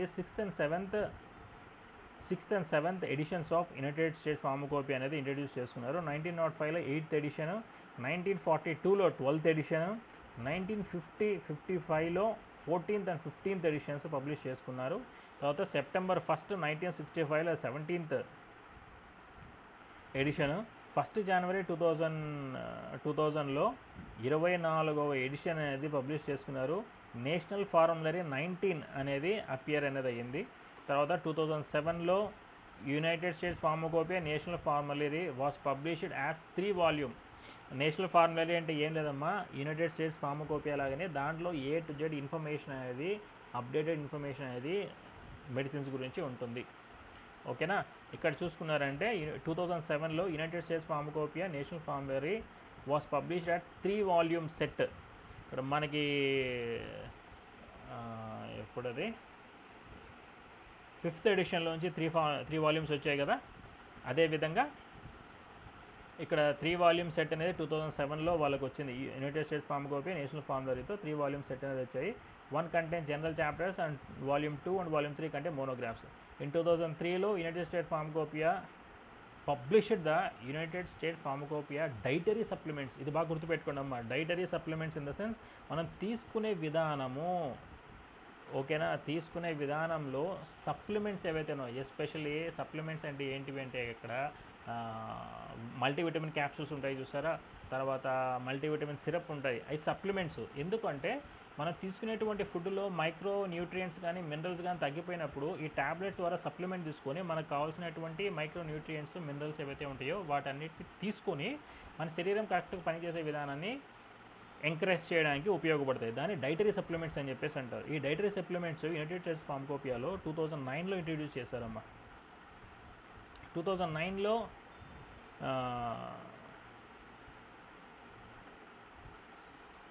యూఎస్పీ కొట్టపు ఈఎస్పీ కూడా ఇక్కడ కరెక్ట్ చేసుకోండి. USP United States pharmacopoeia 32 NF 27 national formulary 27 was published which contained more than 4,200 monographs and over 200 general chapters. Okay na. In 2019 United States Pharmacopoeia 43rd okay na, United States Pharmacopoeia 43rd edition anamata. In 2019 43rd edition of United States Pharmacopoeia National Formulary 38th edition published, which includes more than 5,000 monographs for finished drug products as well as APIs. ఇక్కడ ఇప్పుడు గుర్తుకొచ్చింది మీకు active pharmaceutical ingredient అని ఫస్ట్లో చెప్పా. ఆ active pharmaceutical ingredient and excipients in the sense ట్యాబ్లెట్స్లో కావాల్సినటువంటి బైండర్స్ అని చెప్పేసి కలరెంట్స్ అని చెప్పాను చూస్తారా, వాటిని ఎక్సిపియంట్స్ అని చెప్పేసి అంటాం. On February 1st of 2020 United States pharmacopoeia 43 and national formulary 38 was published. నేను మొత్తం అంతా టైప్ చేసి పెట్టేశాను, మీకు సబ్మిట్ చేశాను. ఇక్కడ నేను ఇట్లా టైప్ చేసే దాంట్లో అక్కడక్కడ మిస్టేక్స్ జరిగింది. ఎవరు అసలు చదివారా లేదమ్మా, ఒక్కరంటే నాకు కొద్దిగా చెప్పని కూడా చెప్పలేదు సార్ ఇక్కడెక్కడ సో మిస్టేక్స్ ఉన్నాయని. ఏంటోనమ్మా మీరు. Right, next national formulary. ఇక్కడ చూడండి అమ్మా. National formulary. The national formulary of India is essentially meant for the guidance to the medical students, nurses and pharmacists working in hospitals and in sales establishments. For making this, the expert opinions from medical practitioners, teachers and medicines, nurses, pharmacists and pharmaceutical manufacturers were obtained. In 1960, first edition of National Formulary of India was published by Government of India under the Ministry of Health. ఇది ఏమి లేదమ్మా, just like Indian pharmacopoeia ఏదైతే ఉన్నదో దానికి మళ్ళీ ఇది ఒక guidance అనేది ఇస్తుంది. ఎస్పెషల్లీ మెడికల్ స్టూడెంట్స్కి, నర్సులకి, ఫార్మసిస్టులకి, తర్వాత రీటైల్గా పనిచేసేటువంటి ఫార్మసిస్టులు వాళ్ళందరికీ ఒక బేసిక్ ఇన్ఫర్మేషన్ గైడెన్స్ లాగా ఇస్తుంది. ఏం చేస్తుందంటే A to Z ఇన్ఫర్మేషన్ అనేది ఇవ్వడం అనేది జరుగుతుంది. డ్రగ్స్ రిలేటెడ్గా బాగా గుర్తుపెట్టుకోండి, డ్రగ్స్ రిలేటెడ్గా అని చెప్పేసి చెప్తున్నాను. ఎందుకు అంటున్నానంటే డ్రగ్స్ రిలేటెడ్గా ఫార్మకోపియాలో కూడా ఉంటుంది, దాంట్లో మ్యానుఫ్యాక్చరింగ్ విధానం అనేది ఉంటుంది. At the same time veterinary medicines అనేటివి ఉంటాయి, అస్సేల్ చేయడం అనేటివి ఉంటాయి. నేషనల్ ఫార్ములరీలో గైడెన్స్ దేనిపైన, మెడిసిన్స్ పైన మటుకు ఎక్కువ శాతం అనేది ఉంటుంది. అది దానికి దీనికి తేడా. ఓకేనా. ఇది ఏ విధంగా తయారు చేశారంటే డాక్టర్స్, ఫార్మసిస్టులు, నర్సులు, టీచర్స్, ఇండస్ట్రీలో ఉండేటువంటి వాళ్ళు మొత్తం వాళ్ళందరి దగ్గర నుంచి ఇన్ఫర్మేషన్ తీసుకొని తయారు చేయడం అనేది జరిగింది. ఇది ఎప్పుడు పబ్లిష్ చేశారో 1960లో ఇండియన్ నేషనల్ ఫార్ములరీ అనేది ఫస్ట్ తయారు చేసి పబ్లిష్ చేశారు ministry of health, government of India వాళ్ళ ద్వారా. 1966లో సెకండ్ ఎడిషన్ అనేది పబ్లిష్ చేశారు. 1979లో థర్డ్ ఎడిషన్ అనేది పబ్లిష్ చేశారు. It contains information about drug interaction, resistance, cumulative effects of drug dependence, prescription writing etcetera. దీని అర్థం ఒక్కొక్కటి చూద్దాం చూడండి. డ్రగ్ ఇంటరాక్షన్ అంటే రెండు డ్రగ్గులు తీసుకున్నప్పుడు ఏమన్నా ఒకదానికి పడక ఏమన్నా అలర్జీస్ వస్తున్నాయా, ఇంటరాక్షన్స్ ఏమైనా వస్తున్నాయా అనే దాని యొక్క ఇన్ఫర్మేషన్ తెలుసుకుంటావు. రెసిస్టెన్స్, ఈ డ్రగ్ ఒక ట్యాబ్లెట్ ఇస్తావు, అది ఒకటి పనిచేయడంలే, ఇంకొక ట్యాబ్లెట్ ఇస్తావు పనిచేయడంలే, అంటే సేమ్ ట్యాబ్లెటే డోస్ పెంచుతున్నాం. ఒక 10 mg ఇస్తావు ఒక ట్యాబ్లెట్, తర్వాత మళ్ళీ 20 mg ఇస్తావు, తర్వాత 30 mg ఇస్తావు. 10, 20 పనిచేయడంలే, 30 mgకి పనిచేస్తుంది. అంటే లోపల ఉన్నటువంటి రోగము 10 mg ఇచ్చినా 20 mg ఇచ్చినా దానికి ఏం కాని విధంగా అది తట్టుకోగల శక్తి ఉండే విధంగా లోపల రోగం తయారైపోయింది. ఆ తట్టుకోగల శక్తి రోగానికి ఉండే దాన్ని రెసిస్టెన్స్ అని చెప్పేసి అంటాము. తర్వాత క్యుములేటివ్ ఎఫెక్ట్స్ అంటే ఇక్కడ 2 డ్రగ్స్ ఇస్తే దాటి వల్ల మధ్యన ఘర్షణ జరిగి రియాక్షన్స్ వస్తే దాన్ని డ్రగ్ ఇంటరాక్షన్ అని చెప్పేసి అంటాము. క్యుములేటివ్ ఎఫెక్ట్స్ అంటే 2 డ్రగ్స్ ఇచ్చినప్పుడు అవి 2 కలిసి ఆ రోగాన్ని ఇంకా బాగా నయం చేసే విధానాన్ని క్యుములేటివ్ ఎఫెక్ట్స్ అని చెప్పేసి అంటాము. అండ్ డ్రగ్ డిపెండెన్స్ అంటే కొద్దిమందికి రాత్రిపూట నిద్ర పట్టకపోతే నిద్ర మాత్రలు వేసుకుంటారు. ఆ నిద్ర మాత్ర వేసుకుంటే కానీ వాళ్ళకి నిద్ర పట్టదు అన్న ఆలోచనలో వాళ్ళు పడిపోయి ఆ డ్రగ్ పైన ఆధారపడి బతుకుతారు. దాన్నే డ్రగ్ డిపెండెన్స్ అని చెప్పేసి అంటాం. తర్వాత ప్రిస్క్రిప్షన్ రైటింగ్, ఏ విధంగా మనము డాక్టర్ వచ్చేసి ప్రిస్క్రైబ్ అనేది చెయ్యాలి పేషెంట్కి డ్రగ్స్, ఆ విధానం ఏదైతే ఉన్నదో ఆ కంప్లీట్ ఇన్ఫర్మేషన్, ఇటువంటి ఇన్ఫర్మేషన్ మొత్తం A to Z అంతా మనకు ఉండేటువంటి ఈ నేషనల్ ఫార్ములరీలో ఉంటుంది. National formulary of India was published by IPCC on behalf of government of India, ministry of health and family welfare. ఓకేనా, నేషనల్ ఫార్ములరీ ఆఫ్ ఇండియాని IPCC వాళ్ళు పబ్లిష్ చేస్తారు. ఎవరి ద్వారా? గవర్నమెంట్ బదులుగా వాళ్ళు పబ్లిష్ అనేది చేయడం అనేది జరుగుతుంది, ministry of health and family welfare ద్వారా. ఓకేనా, it has been adapted from World Health Organization model formulary and thoroughly updated from its content, especially keeping in view the end user in India. ఇది దేని నుంచి adapt చేసుకున్నారంటే world health ఆర్గనైజేషన్లో వచ్చేసి ఒక model formulary అని చెప్పి పెట్టారమ్మా. ఇది దేనికి అంటే ప్రపంచంలో ఉండే వాళ్ళందరూ కేటగిరీస్కి డివైడ్ చేసి వీళ్ళ వాతావరణం ఎట్లుంటుంది, సో ఈ ప్రజల్లో శరీరతత్వం ఈ విధంగా ఉంటుంది కాబట్టి ఈ విధంగా ఇటువంటి మెడిసిన్స్ ఇస్తే వాళ్ళు తట్టుకోగలరు అన్నట్లుగా ఈ వరల్డ్ హెల్త్ ఆర్గనైజేషన్ ఒక ఫార్ములరీ అనేది పెట్టింది, ఒక డ్రగ్స్ అనేది ఒక లిస్ట్ అనేది పెట్టింది. దాన్ని బేస్ చేసుకొని ఇండియాలో ఎండ్ యూజర్ వచ్చేసి ఇండియనే, అంటే మనం ఎటువంటి మందులు ఇష్యూ చేసినా ఏం చేసినా సరే ఇండియాలో ఉండేటువంటి ఫైనల్ యూజ్ చేసేటువంటి వాడు కూడా ఇండియనే కాబట్టి వాడి యొక్క హెల్త్ బేస్ చేసుకొని వాతావరణం బేస్ చేసుకొని మనకు తగినట్టుగా ఈ ఇండియన్ ఫార్ములరీని తయారు చేసుకోవడం అనేది జరిగింది.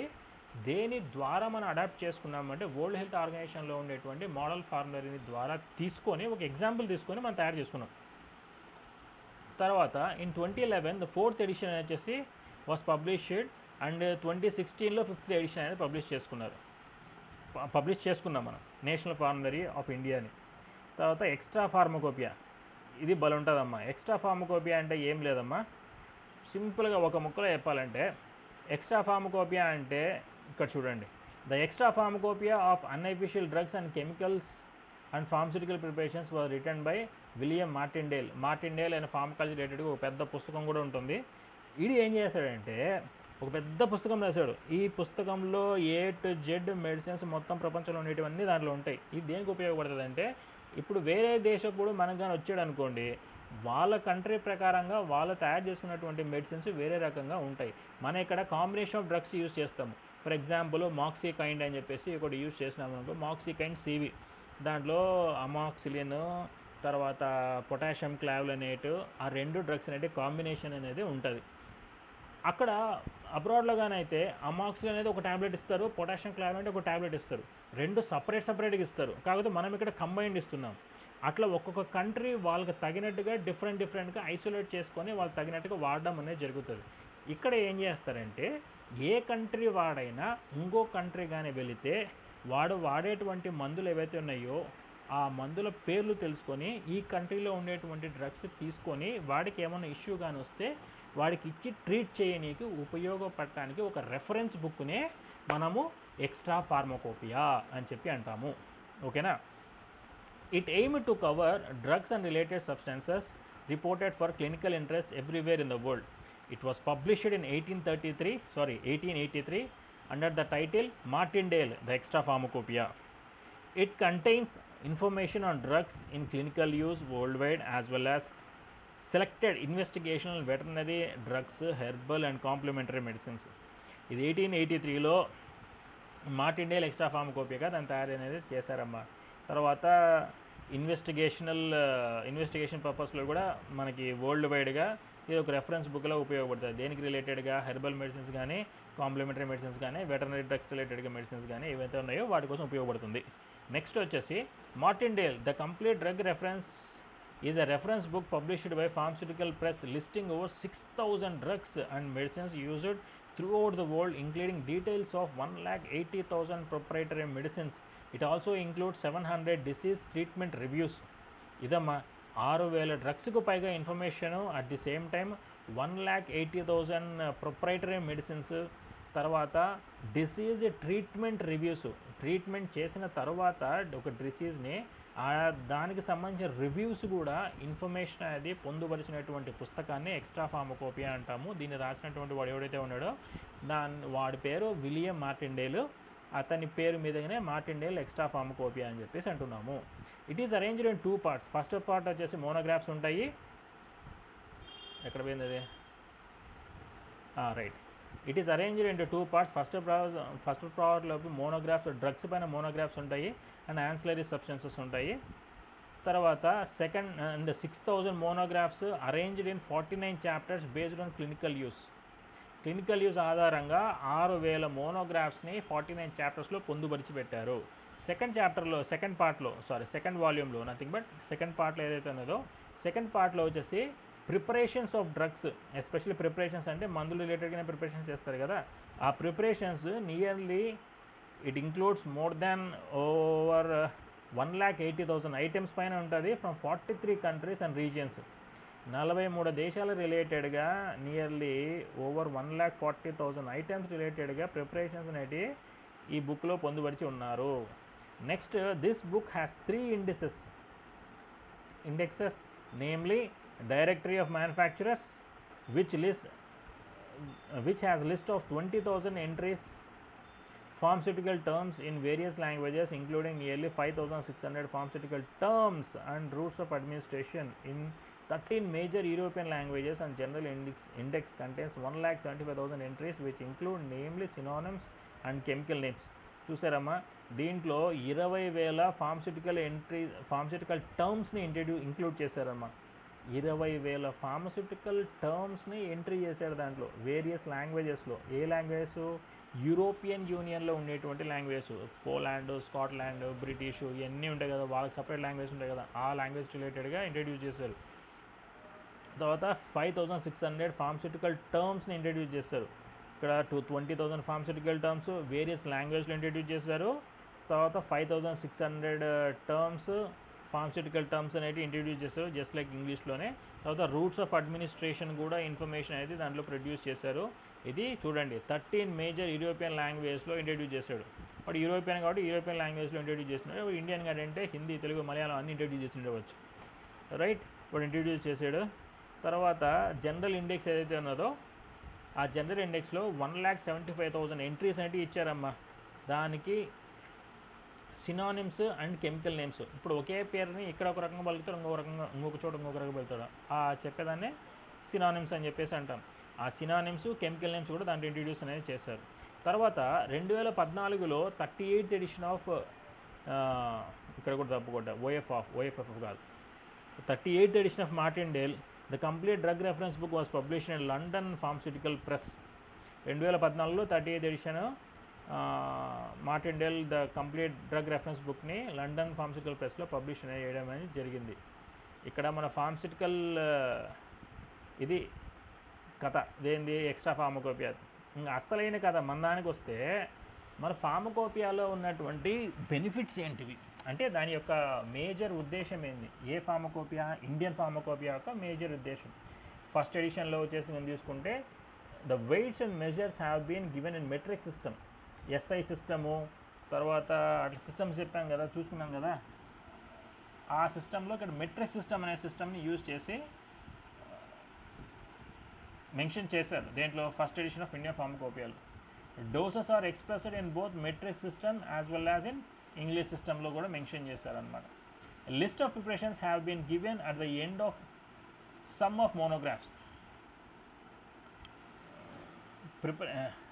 సారీ అమ్మా, రిపరేషన్స్ అని రాశానమ్మా, ప్రిపరేషన్స్, ఇది కరెక్ట్ చేసుకోండి అమ్మా. Preparations, a list of preparations has been given at the end of some of the monographs.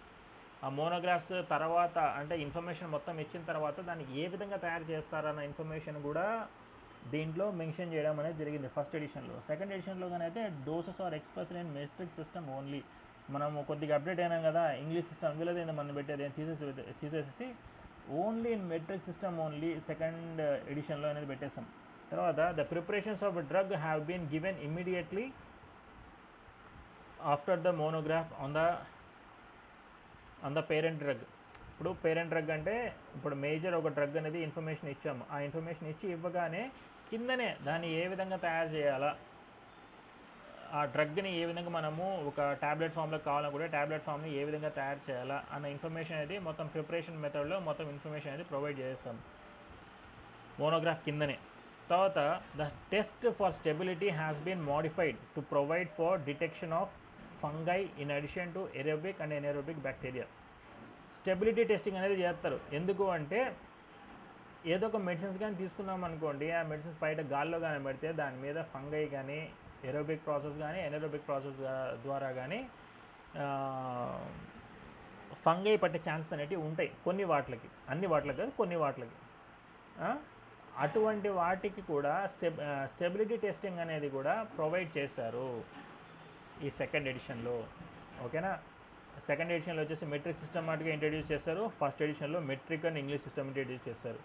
తర్వాత ఇక్కడ ప్రిపరేషన్ మెథడ్స్ డైరెక్ట్గా అనేది మోనోగ్రాఫ్ కిందనే ఇచ్చేస్తారు. ఇక్కడ ప్రిపరేషన్స్ మోనోగ్రాఫ్స్ అన్నీ అయిపోయిన తర్వాత దాని తర్వాత ఇచ్చారు. తర్వాత ఇక్కడ ఫస్ట్ ఎడిషన్లో, సెకండ్ ఎడిషన్లో అయితే అయిపోయిన ఎమ్మటే ప్రతి ఒక్క దాని కింద అయిపోయిన ఎమ్మటే ఇచ్చుకుంటూ వెళ్ళిపోయారు ప్రిపరేషన్స్. తర్వాత స్టెబిలిటీ టెస్ట్ కూడా ఇచ్చారు, దేనికి ఫంగై ఏమన్నా ఎరోబిక్ కానీ ఎనెరోబిక్ కానీ డెవలప్ అవుతుందా లేదా అనేటువంటి దానిపైన కూడా స్టెబిలిటీ టెస్టింగ్ రిలేటెడ్ ఇన్ఫర్మేషన్ కూడా ప్రొవైడ్ చేస్తారు సెకండ్ ఎడిషన్లో. థర్డ్ ఎడిషన్లో ఏమేం చేస్తారు, new analytical techniques such as flame photometry, fluorometry, electrophoresis have been introduced. మీకు ఫ్లేమ్ ఫోటోమెట్రీ అని, ఫ్లోరోమెట్రీ అని, ఎలక్ట్రోఫోరెసిస్ అని ఈ టాపిక్స్ అనేటివి అనాలిసిస్ అనే సబ్జెక్ట్లో వస్తాయి. దానికి సంబంధించిన ఇన్ఫర్మేషన్ కూడా అనలిటికల్ టెక్నిక్స్ అని చెప్పేసి అంటాము, అది కూడా థర్డ్ ఎడిషన్లో ఇంట్రడ్యూస్ అని చేశారు. Dissolution test has been introduced in the case of certain tablets. Dissolution test అంటే ఒక టాబ్లెట్ తీసుకున్న తర్వాత మన శరీరంలోకి వెళ్ళిన తర్వాత ఎంతసేపట్లో ఆ టాబ్లెట్ కరిగిపోయి మన శరీరంలో కలిసిపోతుంది, ఆ మొత్తం విధానాన్ని డిజల్యూషన్ అని చెప్పేసి అంటాము. ఆ డిజల్యూషన్ టెస్ట్ కొన్ని టాబ్లెట్స్కి సంబంధించిన ఇన్ఫర్మేషన్ కూడా దీంట్లో సబ్మిట్ చేశారు. దేంట్లో, థర్డ్ ఎడిషన్లో. ద ఇంటిగ్రేషన్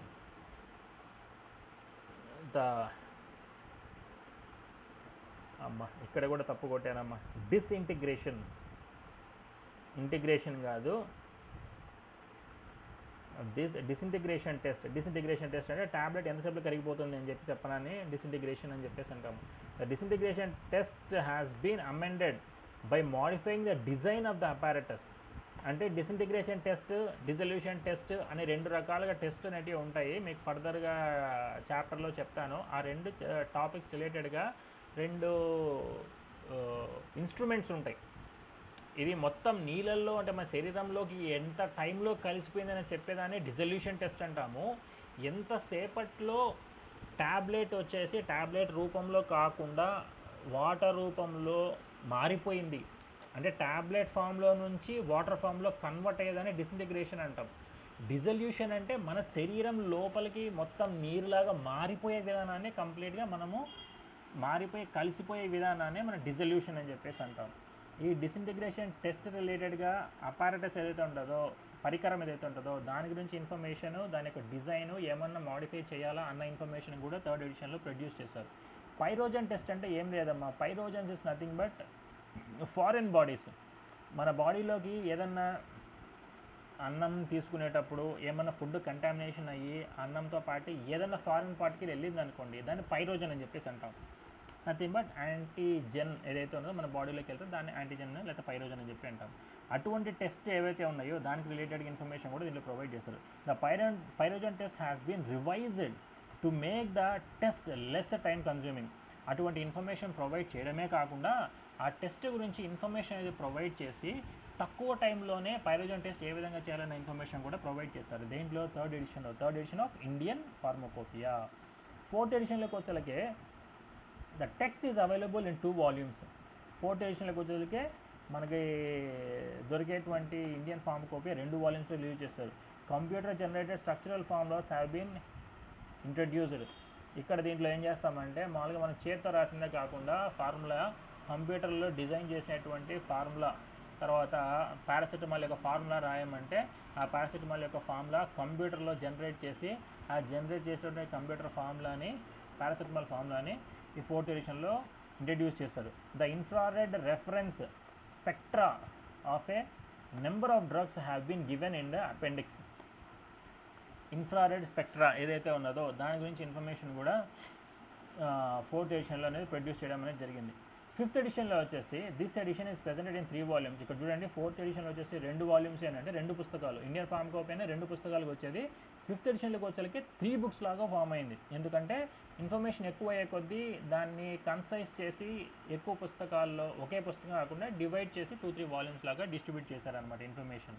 ఇక్కడ test of pyrogens involving the use of animals have been eliminated and the test for bacterial endotoxin have been introduced.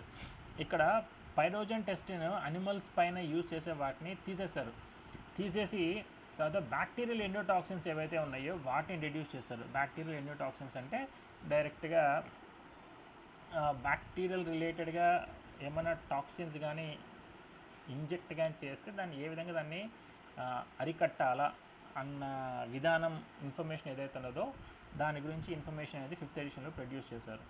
The test for abnormal toxicity is confine to certain vaccines. అబ్నార్మల్గా ఏమైనా toxicity కానీ ఉంటే అది కొన్ని వ్యాక్సిన్స్కి మట్టుకే పరిమితి అనేది చేశారు. తర్వాత the use of chromatographic techniques. Chromatography అంటే అనాలిసిస్లో వస్తుంది. క్రోమటోగ్రఫీ అంటే ఈ ప్రాసెస్ ద్వారా మనము సపరేషన్ అనేది చేస్తామమ్మా. ఇది మీకు ఒక అనాలిసిస్లోకి వచ్చినప్పుడు మీకు ఈజీగా అర్థమవుతుంది. ఇది జస్ట్ ఏ వర్డ్ అనేది గుర్తుపెట్టుకోండి. అక్కడ then you will have the glance picture about the chromatography methods. ఓకేనా, right. The use of chromatographic methods have been extended in access to large number of pharmaceutical products. ఎక్కువ pharmaceutical ప్రోడక్ట్స్కి ఈ chromatographic టెక్నిక్ని apply చేసే విధానం ఏ విధంగా ఉంది, ఏంటి కథ అని చెప్పే ఇన్ఫర్మేషన్ అంతా ఫిఫ్త్ ఎడిషన్ ఆఫ్ ఇండియన్ ఫార్మకోపియాలో పొందుపరిచి పెట్టారు.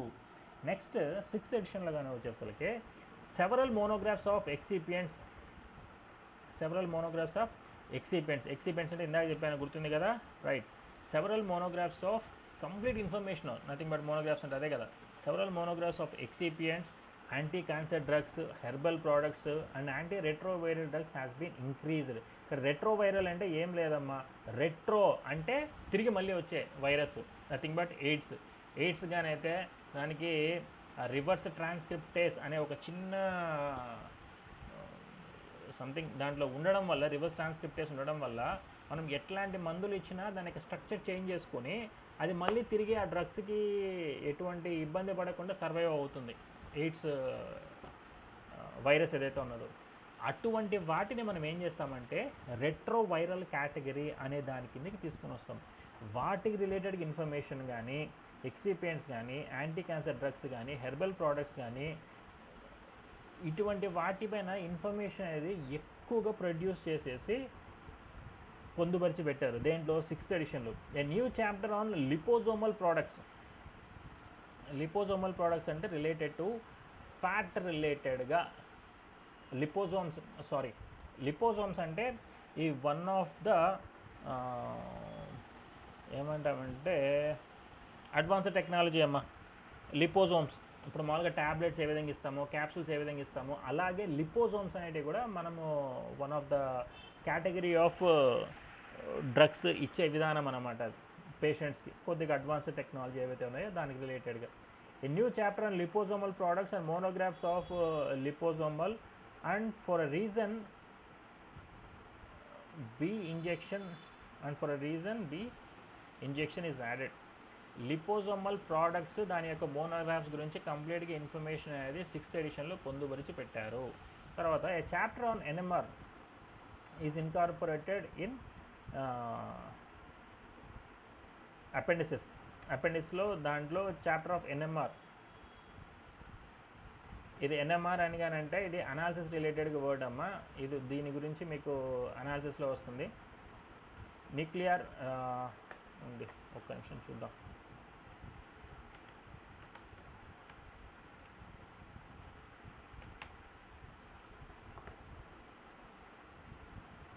న్యూక్లియర్ మ్యాగ్నెటిక్ రెజొనెన్స్ దీని గురించి ఇన్ఫర్మేషన్ అంతా దీంట్లో ప్రొవైడ్ చేసి పెట్టారు. ఇప్పుడు చెప్పాను చూస్తారా, a chapter on NMR is incorporated in this appendix. Nuclear magnetic resonance రిలేటెడ్గా మనకి ఇన్ఫర్మేషన్ అనేది 6th చాప్టర్లో 6th ఎడిషన్లో పొందుపరుచున్నారమ్మా. It's after and microbial contamination is updated to a great extent to harmonise with prevailing international requirements. ఇంత మొత్తం microbial contamination పైన A to Z information అంతా అప్డేటెడ్ ఇన్ఫర్మేషన్ని మొత్తం ఇంటర్నేషనల్ స్టాండర్డ్స్ రిక్వైర్మెంట్స్ బేస్ చేసుకొని రిలేటెడ్ ఇన్ఫర్మేషన్ అంతా 6th చాప్టర్లో పొందుపరిచి 6th ఎడిషన్లో పొందుపరిచి ఉన్నారు. రైట్. ఇంకా 7th ఎడిషన్ కానీ వచ్చేసరికి this edition includes advanced technology and experimental methods widely adapted in India and abroad. ఇండియాలో అబ్రాడ్లో యూజ్ చేసేటువంటి కొత్త అప్డేటెడ్ నాలెడ్జ్ రిలేటెడ్ ఇన్ఫర్మేషన్ అంతా 7th ఎడిషన్లో పొందుపరిచారన్నమాట. ఇది 7th ఎడిషన్ వచ్చేసరికి 4 వాల్యూమ్స్ ఉన్నాయి. ముందు వచ్చే 3 వాల్యూమ్స్ కదా, ఇది 4 వాల్యూమ్స్ ఉన్నాయి. Drugs and their formulations not in use nowadays are omitted.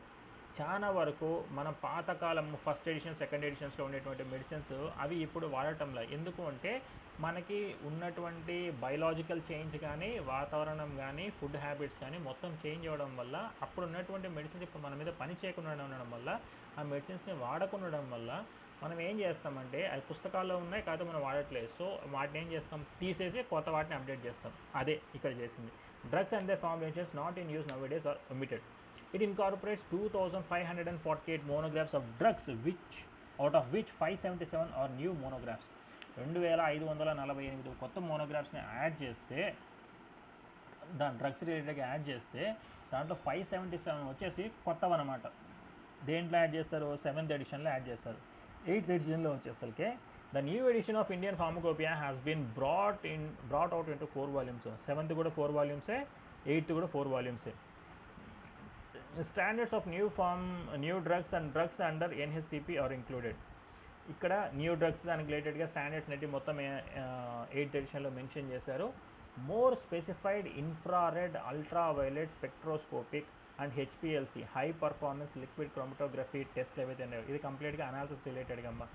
Analysis అనే సబ్జెక్ట్ అని చెప్పాను కదా, ఆ సబ్జెక్ట్ రిలేటెడ్గా ఉండేటువంటి one of the ultraviolet, infrared, ultraviolet, spectrophotometric, HPLC ఇవన్నీ ఇన్స్ట్రుమెంట్స్ అనమాట. ఈ ఇన్స్ట్రుమెంట్స్ని బేస్ చేసుకొని మనము డ్రగ్ యొక్క క్వాలిటీని, స్టాండర్డ్స్ని మెయింటైన్ చేసే విధంగా ఒక స్టెప్ ఫార్వర్డ్గా యూజ్ చేస్తామన్నమాట ఈ ఇన్స్ట్రుమెంట్స్. దీని గురించి ఇన్ఫర్మేషన్ ఏవైతే ఉన్నాయో అవి ఏ విధంగా వాడాలా, ఎట్లా, ఏంటి కథ అన్న ఇన్ఫర్మేషన్ ఏదైతే ఉన్నదో ఆ ఇన్ఫర్మేషన్ అంతా 8th ఎడిషన్లో పుట్ ఆన్ చేశారు. And at the same time the use of chromatographic methods. Chromatography అంటే చెప్పాను కదా, సపరేషన్ మెథడ్స్ అని చెప్పాను కదా, ఈ క్రోమటోగ్రఫిక్ మెథడ్స్ కూడా యూజ్ చేసి methods has been greatly extended to access the nature and extent of impurities in ingredients and products.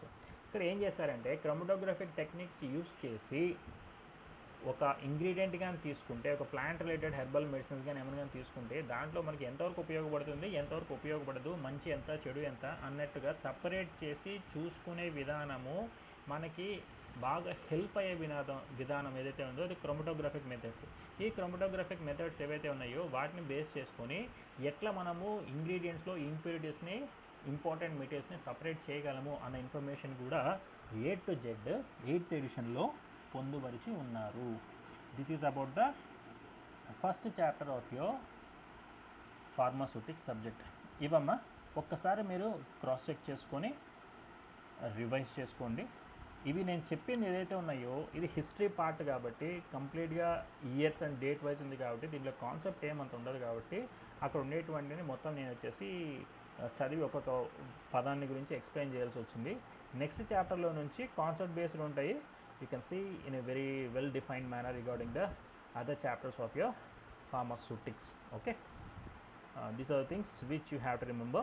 ఒకసారి రివైజ్ చేయండి, డేట్స్ కొన్ని గుర్తుపెట్టుకోండి, తర్వాత ఇయర్స్ కొద్ది గుర్తుపెట్టుకోండి, పర్సన్స్ ఏమైనా కానీ ఉంటే ఆ పర్సన్స్ గురించి ఇన్ఫర్మేషన్ గుర్తుపెట్టుకోండి, తర్వాత డెఫినేషన్స్, హెడ్డింగ్స్ ఖచ్చితంగా గుర్తుపెట్టుకోండి. బై డిఫాల్ట్ మీకు ఎన్ని పాయింట్స్ గుర్తు వస్తే అన్ని పాయింట్స్ వరకు మ్యాక్సిమం యాడ్ చేసి ఆన్సర్స్ అనేది రాయడం అనేది ట్రై చేయండి. It will be well and good. మీకు చాప్టర్స్ రిలేటెడ్గా అయితే ఈ ఫస్ట్ చాప్టర్ అయితే అంతేనమ్మా. ఇది first chapter related information. In case మీకు ఏమైనా అర్థం కాకపోయినా, if you have any kind of queries, just ping me on WhatsApp. Okay, right. Thank you అమ్మా.